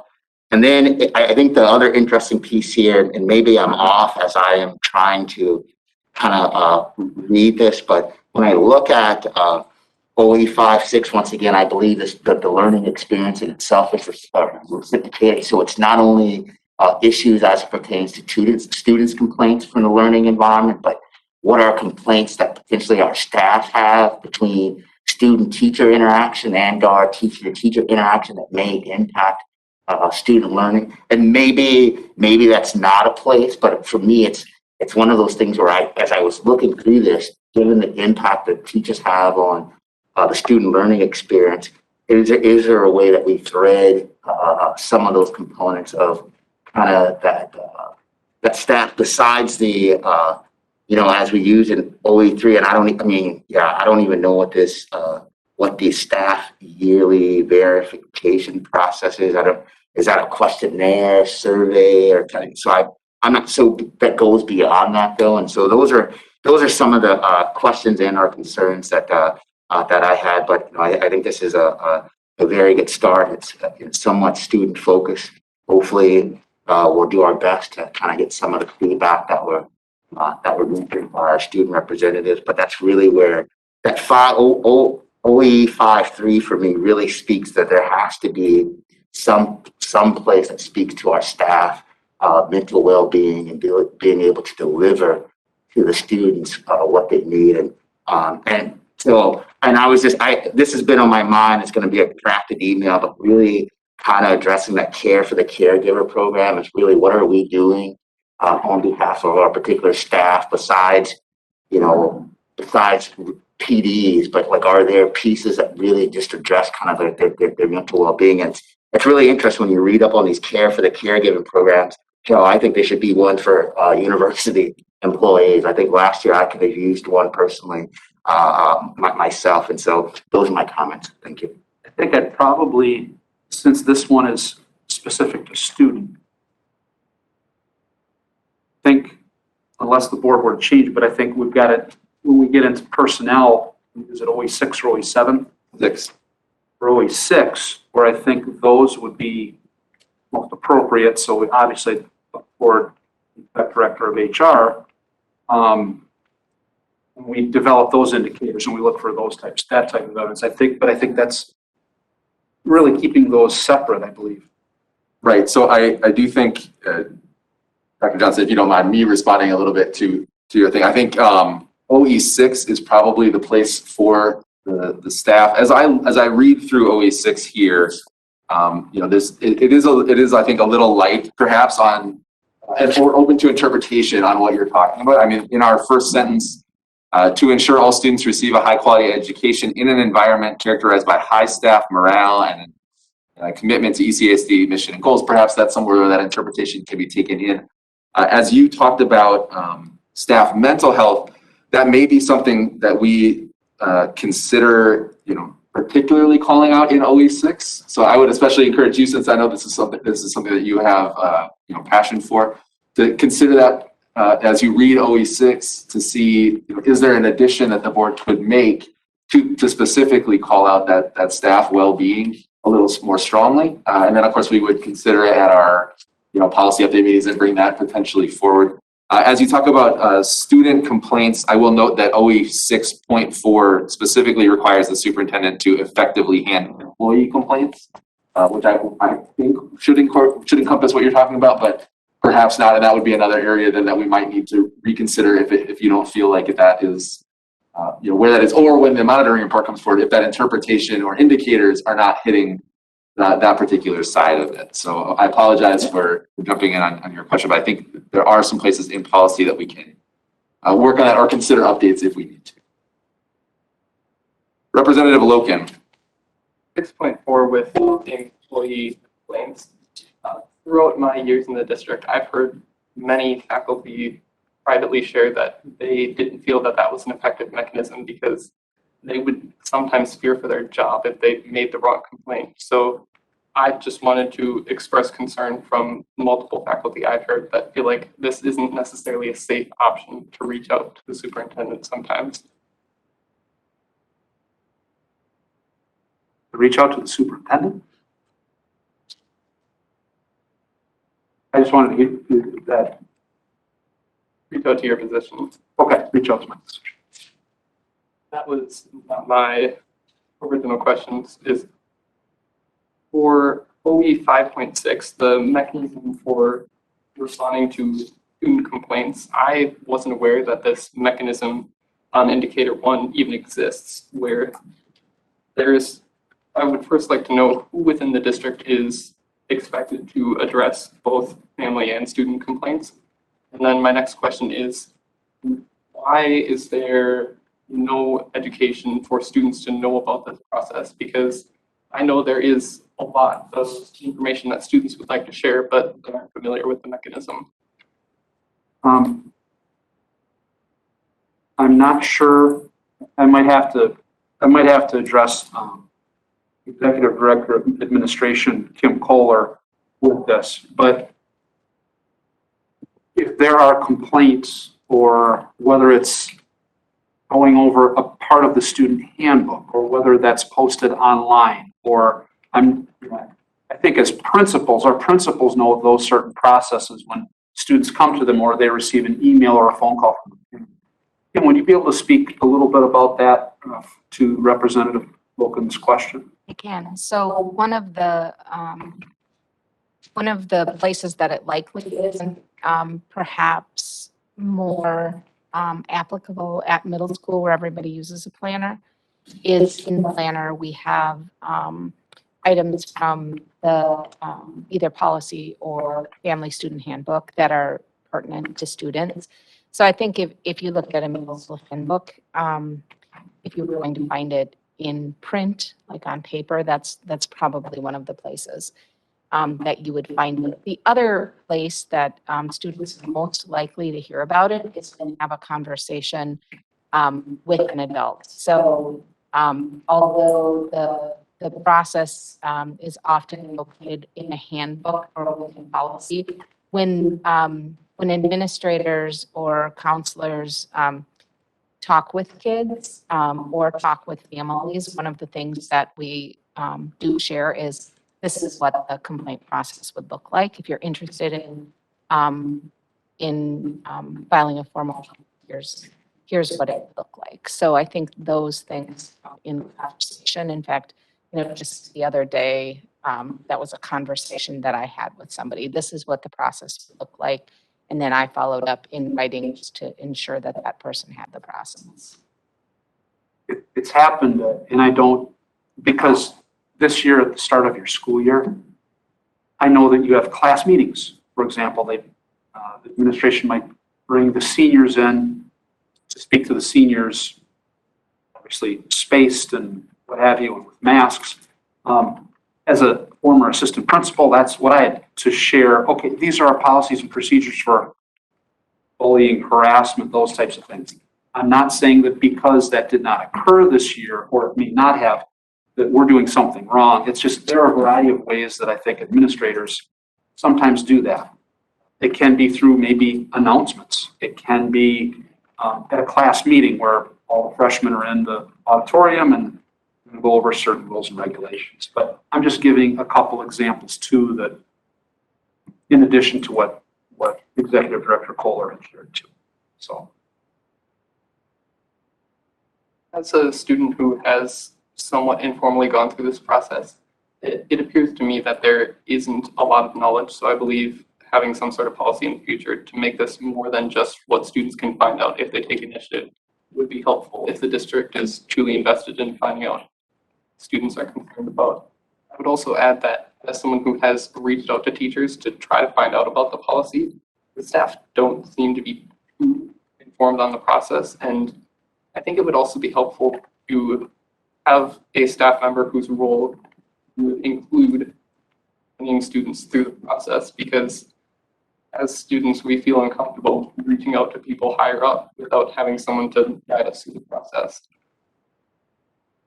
well, those points are well taken, and I think you've learned from this process so far that if we're not compliant in some of those indicators, we'll acknowledge it and we'll own it, and we'll pledge to do better with in the future. So, no, thank you.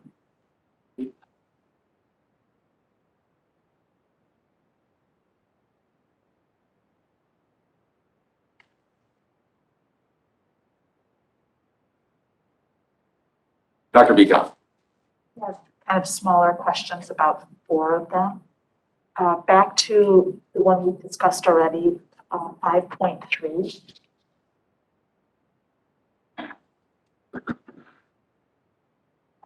To your point, President Nordin, we don't know what evidence will come forward on any of these yet, but I know when we were conceptualizing these, I I wondered about, will we see something with 3 that's more at the organizational level? So curriculum, yes, but will we see things about the way that the day is structured? Either be it physical activity at all grade levels, nutrition, decisions about nutrition. It might be something about, it can be school start and end times. I mean, I offer those as just organizational decisions that affect the overall well-being. On 5.4,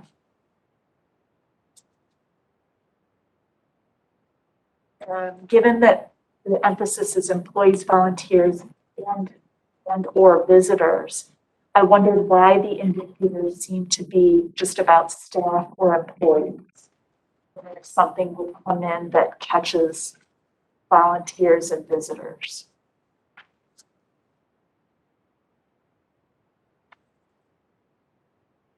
Point 6.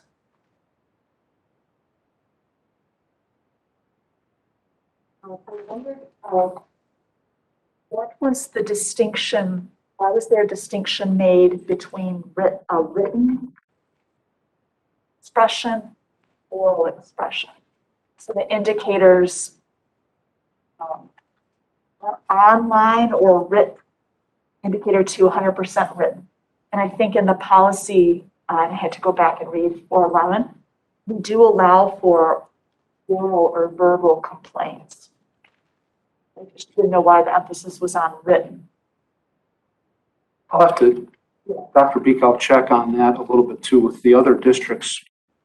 I was thinking the same thing, and as an administrator who took complaints, I would always share if a student felt he or she was harassed, come speak with me, I will take the notes for you. It doesn't, it was a barrier for some. But I think I could do some ask. I think maybe it may have been maybe difficult to track with, okay, it's an oral, someone just suggests while you're out in the hallway instead of meeting with you. I'm not really sure. For example, when I went back and read the one that I saw, there's the process for sexual harassment. Mm-hmm. It appears from the student perspective, it can be completely verbal, mm-hmm. if I understand it correctly. And then the last one is 5.9. I wondered if what is currently indicator 4 is a duplicate. Maybe that is the same as indicator 1, or if it's not, I wasn't sure how it was different. The DPI engagement. I think you're right. We could mix 1 and 5 together, administer it annually. 1 and 4. 1 and 4, I'm sorry. If that turns out to be true, then the current indicator 5 could be moved up with the DPI engagement survey. And it would have the same flow as the other.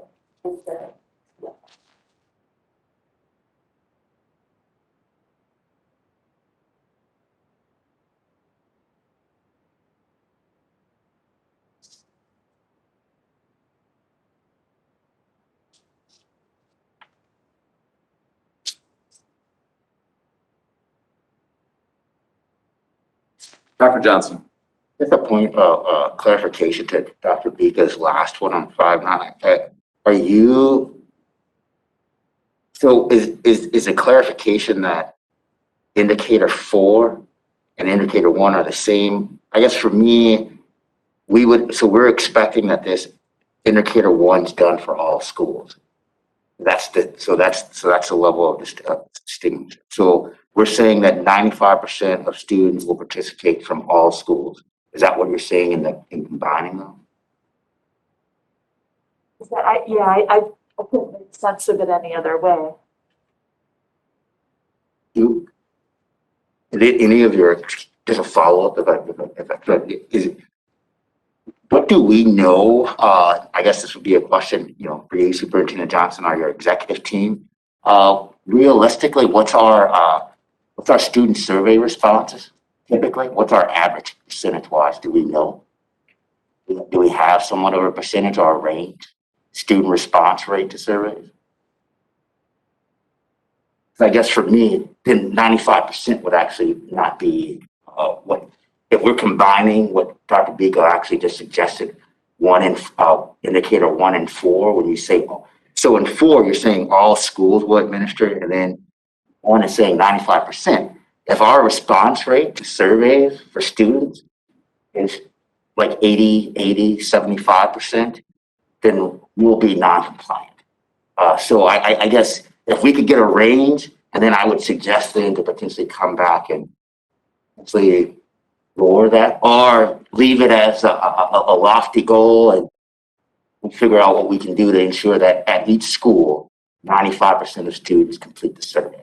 So I see that as a difficult lift. I guess someone who's actually done a little bit of survey research, but if you guys figure it out, I would be interested in sharing with me, and actually that would actually help some of my research that I do at the university. Do we have a little bit of background, because I know that when we were not one-to-one, it was far more difficult.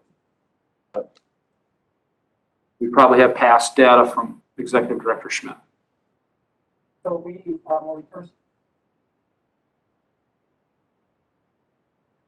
when we first ran the student engagement surveys, we got around 95%. Typically, the elementary schools are at 100%. Middle schools tend to be very, very close to 100%. The high schools is a little bit tougher, especially because of the variability in student schedules. And some students are actually sometimes working in remote situations. That was even before the pandemic. So 95 is, when we do a full court press, we can get to 95, but it takes a lot of focus and concentration to get there. Representative Loken. Question is, how does that 95% incorporate students with special needs? So I guess this would be more a question about how the test is administered for the students with special needs who may not be able to participate in it in a typical way. Executive Director Van Vliet, who will answer that. Depending on the type of survey, accommodations are offered to those students as they take the survey. And again, depending on the type of survey, some of the questions can be reworded with the language that is appropriate for that particular student. For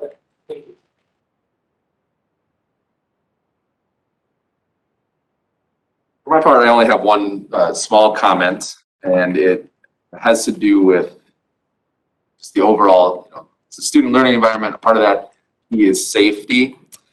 And I know that there has been ongoing work this year, and thank you, Kim, for the updates, working on policy 445, our student resource officer policy. I know that there's been an intentional work through, and our partners at ECPD have also joined in. We've had students and we've had community members working together to update that policy. I just wanted to point out that it wasn't specifically called out as a specific policy for review. I know that that policy is in our district policy for annual review in and of itself. But I do hope to see that in those changes potentially as evidence for one of the indicators, possibly as I was looking through. Maybe it's in 5.5 under indicator 1, maybe it's an additional indicator and its own evidence in 5.2. But certainly that is an aspect of safety that we have spent a lot of time over the past year considering and will continue. I'm hopeful that some of the changes that you have worked out, Kim, with the overall committee are going to get to the type of results that we want, and that as a community, as a police department, as a district. And so I hope that that's in there, because that is, of course, a component of student safety. But that's just my one request, is that somewhere that's going to be in evidenced throughout there, because I think that is one that we've spent a lot of time, and I know I, as a board member, have appreciated those updates and responsiveness to questions as that goes through. So that's the only thing that I wanted to bring out. Are there additional comments or questions?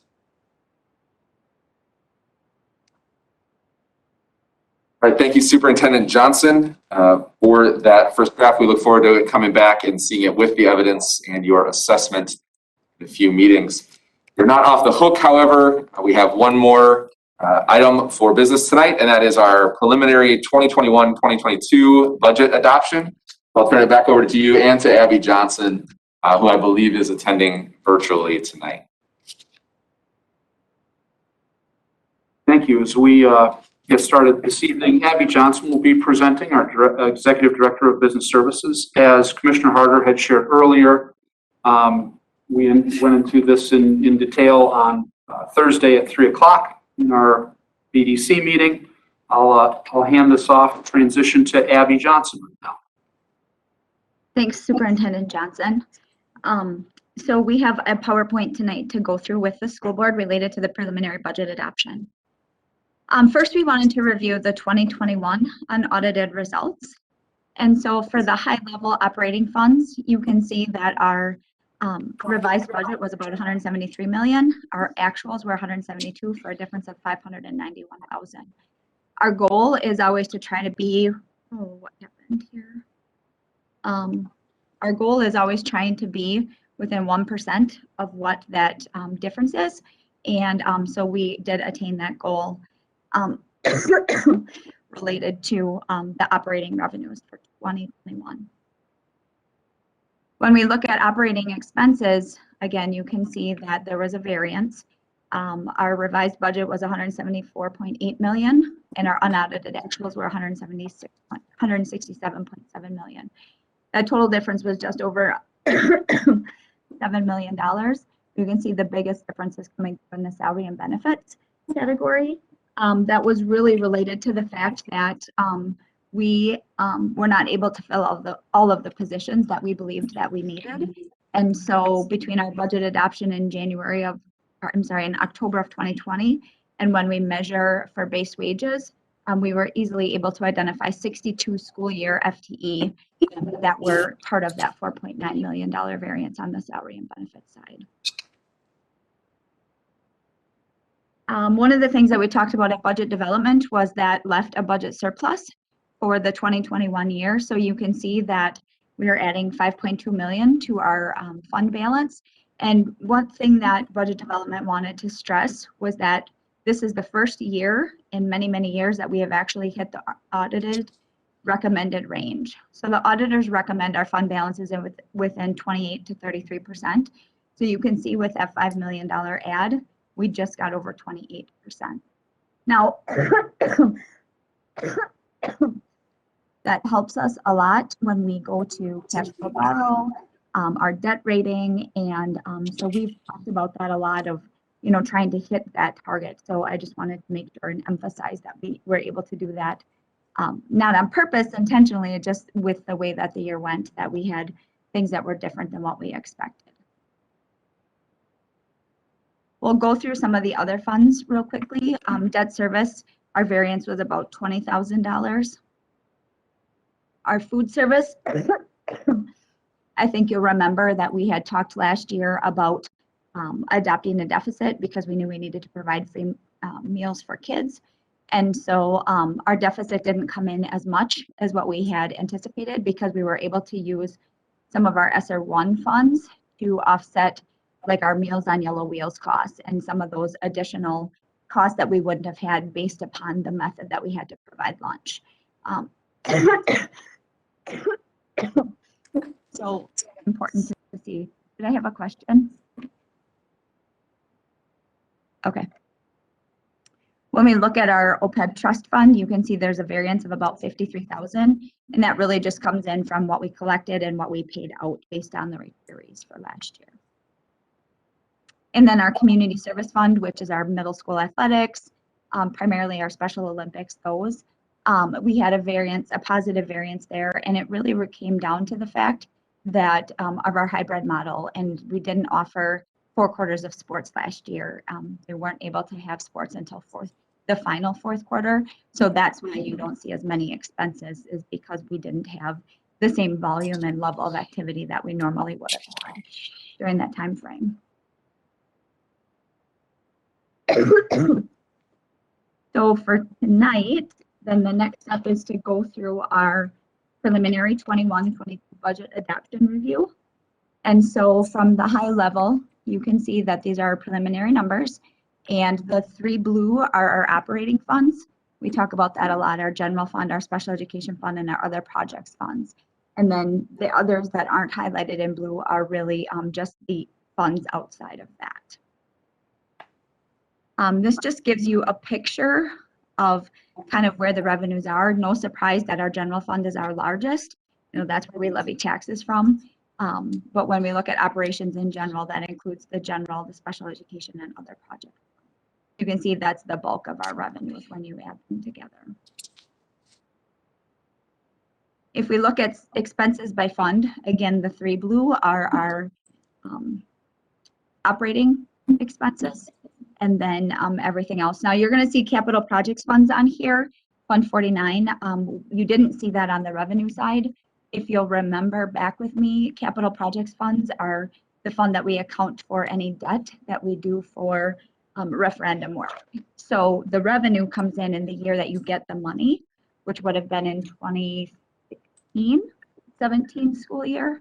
And so, but we still have, excuse me, about $691,000 left related to interest income that was earned on that money that was borrowed. So you'll see that's a variance when you compare the 2 slides.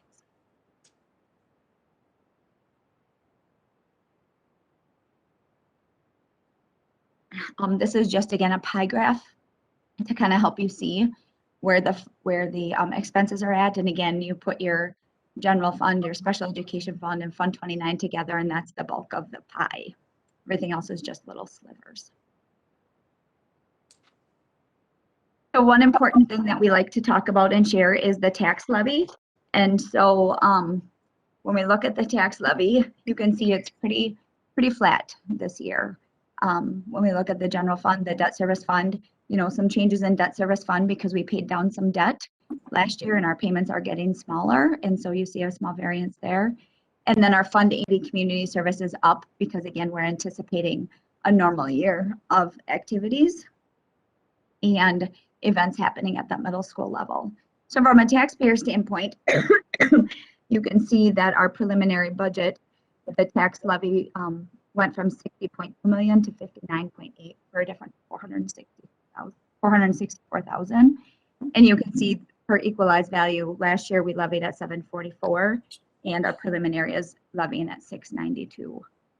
Again, this will change with our October 15th aid certification numbers because there's a lot of pieces that get certified by DPI on that date. But this is the preliminary levy that we're asking the board to prove tonight. So just a reminder, there's a lot of things that happen between now and October 25th when you formally adopt the budget. And so I just wanted to remind you that, you know, we're going through the budget reconciliation and making sure we have everything in there and all of our I's dotted and T's crossed. Some discussions about SR2 funds. We fully spent SR1 funds with in the 2020-21 school year. We believe we have about $3.5 million that in SR2 funds that can be used in this 21-22. And so we'll be providing some additional information on how we're going to use those funds. And then all of these things with the stars are the things that change and come through with the October 15th aid certification. So our third Friday student count is certified, our state aid is certified, our computer aid. Again, I just talked about the tax levy, transportation. If you remember, our transportation contract is tied to what our revenue limit increase or decrease is. So that will change as well. And then our open enrollment numbers will be certified at that point. So what questions can I answer for you tonight?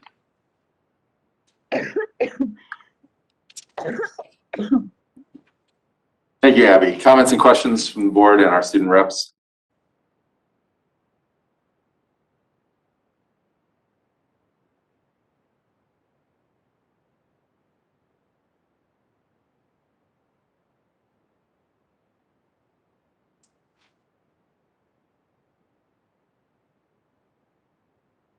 Commissioner Clements? Abby, I assume that the proposed budget is right at what the state allows for our levy limit. Is that true? That is correct. Thank you. You're welcome.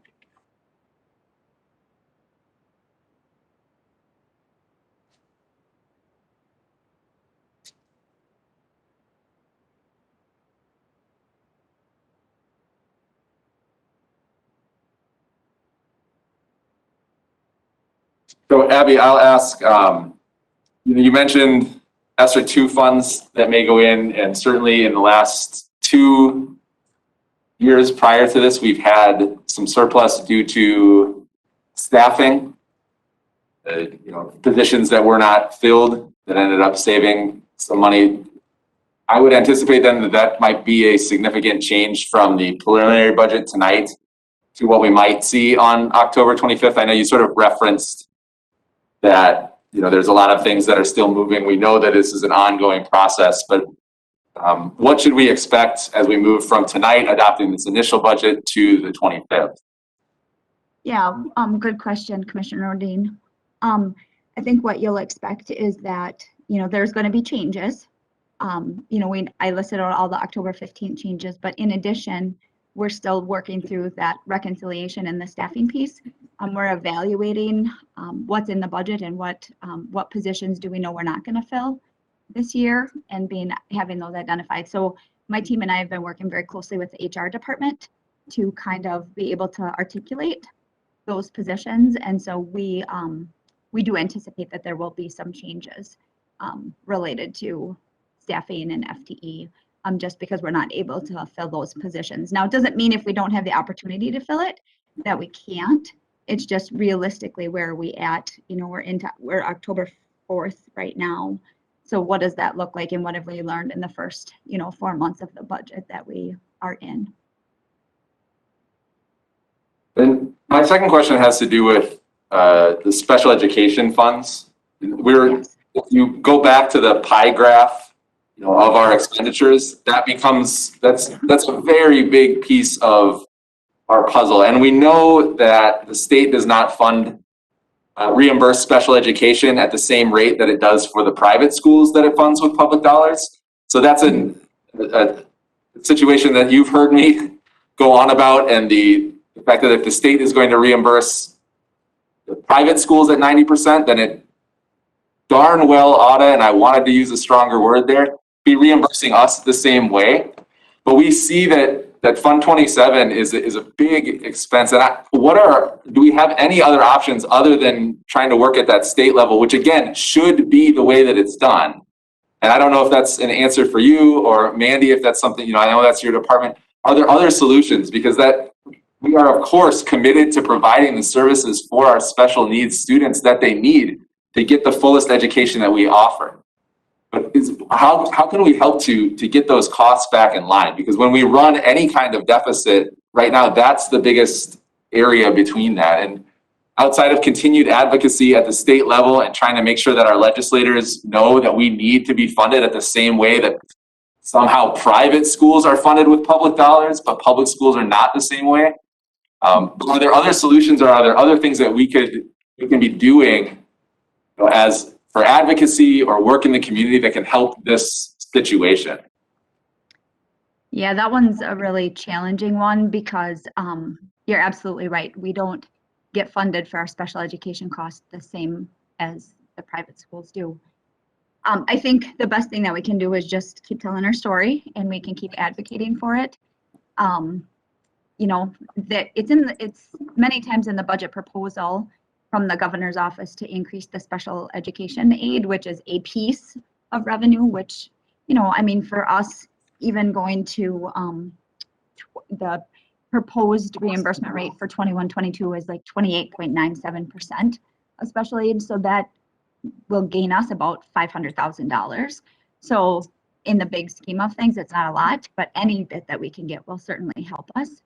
I think we work really closely with Executive Director Van Vliet as well on the special education funds to see how can we creatively get the biggest bang for our buck, whether that's using grant funds to offset some of those costs, or if there is opportunities to get more categorical aid. It's something that we look at very carefully, but it's very difficult because we have to meet the needs of the students, and so much of meeting the needs of the students is staff costs.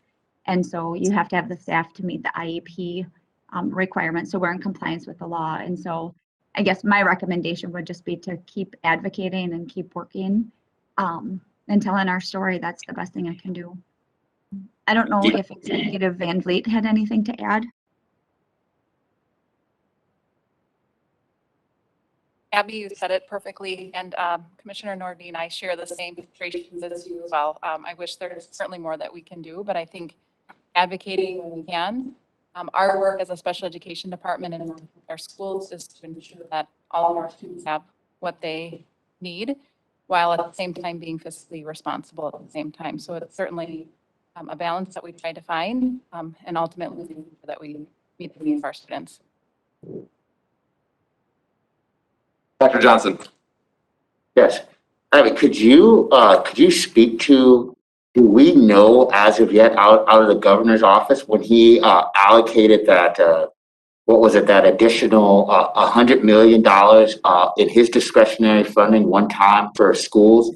Do we know, has there been an allocation breakdown by school districts yet for that particular money? And then if so, was that already in your presentation, was that accounted for? And would that be accounted for under the STAR state aid, or are you also including that in the ESSER 2 funds? Because I thought the way I interpreted that release, that each governor of each state was given that money at their particular discretion, and Governor Evers decided to use $100 million towards school districts. Do we know if that's been broken down yet or not? Dr. Johnson, it's not sounding familiar to me off the top of my head. I remember vaguely hearing about it, but I can tell you I don't have anything like that included in our budget because I haven't been presented an allocation. And whether that's part of ESSER funds or not, I'm not sure. Like, we know that ESSER 3 is coming. You've heard Superintendent Johnson talk about it and the things that we're doing, but none of that's accounted for in this budget because like ESSER 3 in particular, we have an allocation amount, but there's steps that we have to take before we can even access that money. So we haven't put any of that into this budget because there's so many unknowns.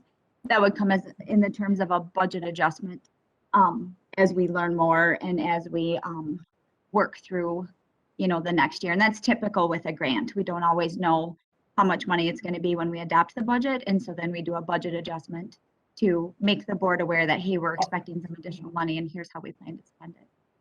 But the $100 million, I don't remember what that was tied to. So I am not feeling confident in my answer on that one.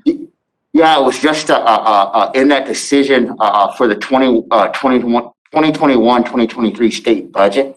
The governor, each governor had at their particular discretion, and he decided to an additional $100 million in one-time federal funding from COVID relief funds that were the governor could use. And so I was just curious if there's been any clarification on what happens to that $100 million, and have school districts been notified, or has DPI begun that process of addressing kind of how that $100 million would be allocated?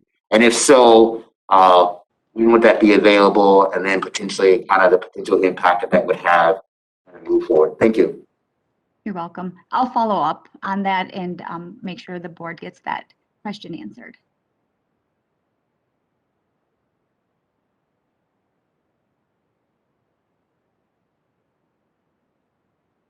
Seeing no additional comments or questions, we do need to approve the preliminary budget so that we can stay on track for our budget adoption at our special meeting. I believe that's October 25th. So unless there are additional comments or questions, I would hear a motion to approve the preliminary 2021-2022 budget. So any discussion on the motion? Hearing none, Maida, if you would conduct a roll call vote. Commissioner Clements, Yes. Commissioner Harder, Yes. Commissioner Johnson, Yes. Commissioner Nordine, Yes. Commissioner Bika. Yes. All right, that concludes our business items for tonight. The last item on our agenda is our board debrief. Once again, I will turn it to Commissioner Clements to run us through our self-evaluation for the evening. Thank you, President Nordine. As you recall, it's time for us to reflect on one thing that each of us thinks perhaps we did perform well as a board and a student representative, and one thing that in our individual observation we could have done better. So I will just pass it over to to you, Commissioner Harder, first to share some of your observations. Well, thank you. I thought, I do like to see as we're going through these OE reviews, and seeing more of a full picture. I feel good about seeing the process in action and seeing it a little more comfortable, more predictable. I'm finding. So,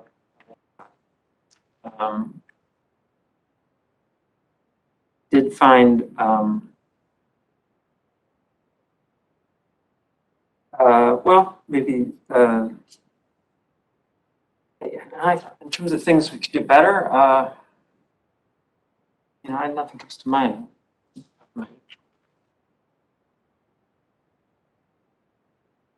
Vika? I realized preparing for this meeting that I've been struggling with. So for equity and especially for climate, and some of you said some of these things tonight, what's the evidence? Do we have the evidence that we need that we're meeting our goals? There are things that we would really like to see and we're not. And so I think I really felt a sense of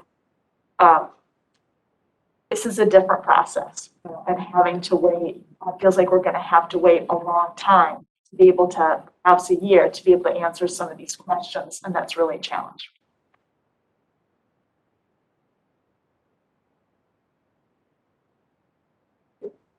Commissioner Johnson? Yeah, you know what, I think from a positive standpoint, I think that we're continuously addressing some of the efficiency pieces. I continue to struggle as we go through this process with the policies. Though I'm not certain that we will potentially be as reactive as we need to be for certain concerns. And I'm also not certain that we've been proactive enough to have the foresight to actually kind of see some of the outcomes. But like I said, we will continue to ask questions and make determinations as they come forward. Thank you.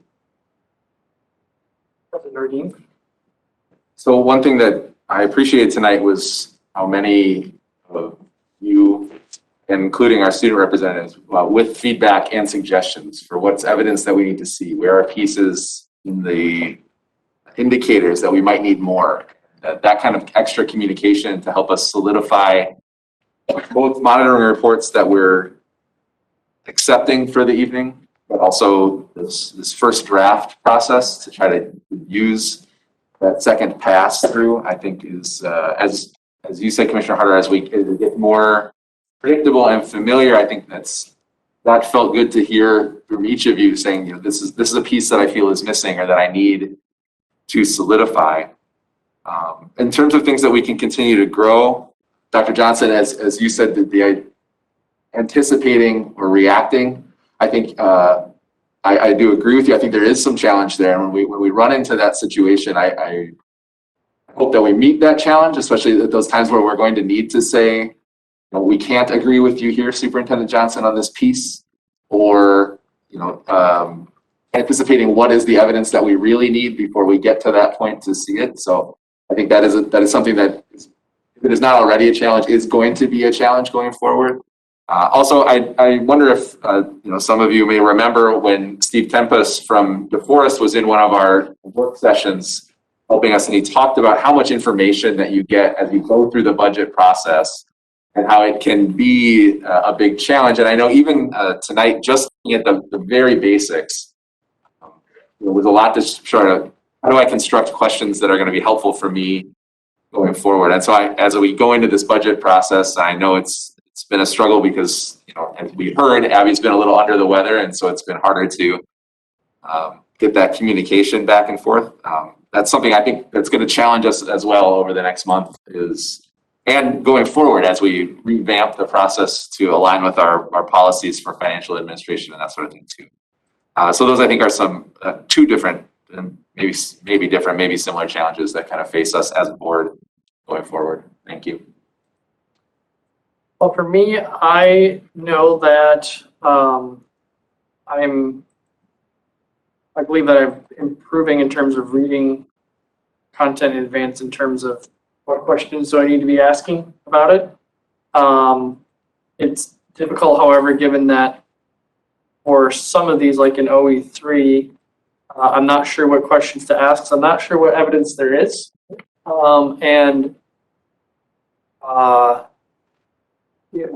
example, OE3 is an area where I spend some of my professional and personal time. I have some ideas of what indicators may be where OE5, for example, tonight, I was like, I'm not sure what we're measuring right now, and I'm not sure how this would be measured. So I think that's an area where, at least me personally, I need to ask better questions in advance of a meeting where we get to this point. Make sure that some of those options of what those indicators might be are provided to us, because there may be other things that are options to be provided as indicators that someone as a board member may not be aware of, that information that the district has, or that something that may or may not be germane to that issue. But I think that's part of the learning process as a board member, in terms of how are these policies going to be. I also want to make sure we include our student reps, and today we'll start with Representative Schmitz here with us. Hello. Yes, I am with you. I guess what I would comment on is the fact that with climate and improving all of that, it will take a long time. However, I'm happy that me and the other student representatives are really kickstarting it.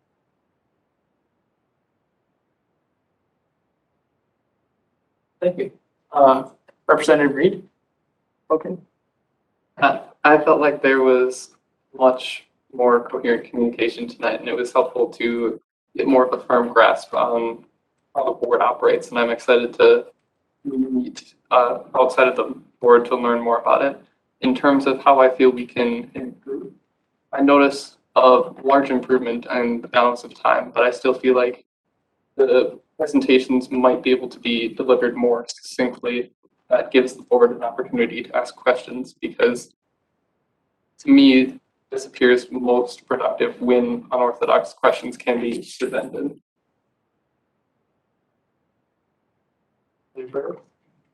I was also pleasantly surprised about the communication tonight. I thought it was much better from some of our last meetings. But as we were working through OE5, I found myself very disappointed with the communication, it seems, that we have between students and staff and the district outside of these meetings. So I really hope that we can continue to improve upon the communication outside of this. Thank you. To remind everyone, is I've tried to take it upon myself to actually prepare in advance of a meeting to be more cognizant as we're going along, so that I'm kind of reflecting as we go rather than kind of waiting until the end. And I'm certainly guilty of doing that as well. And also just a reminder to all of us, including myself, that the reflection is upon us as representatives and not on the staff's performance. I think that's fair for other comments along the way, but this part of our agenda is just for kind of us in terms of how we can continue to perform better with each other, and obviously that's something that we need to be cognizant of as a work in progress as well. Thank you, Commissioner Clements. At this time, I would hear a motion to adjourn. Okay. All those in favor, please say aye. Aye. We're adjourned.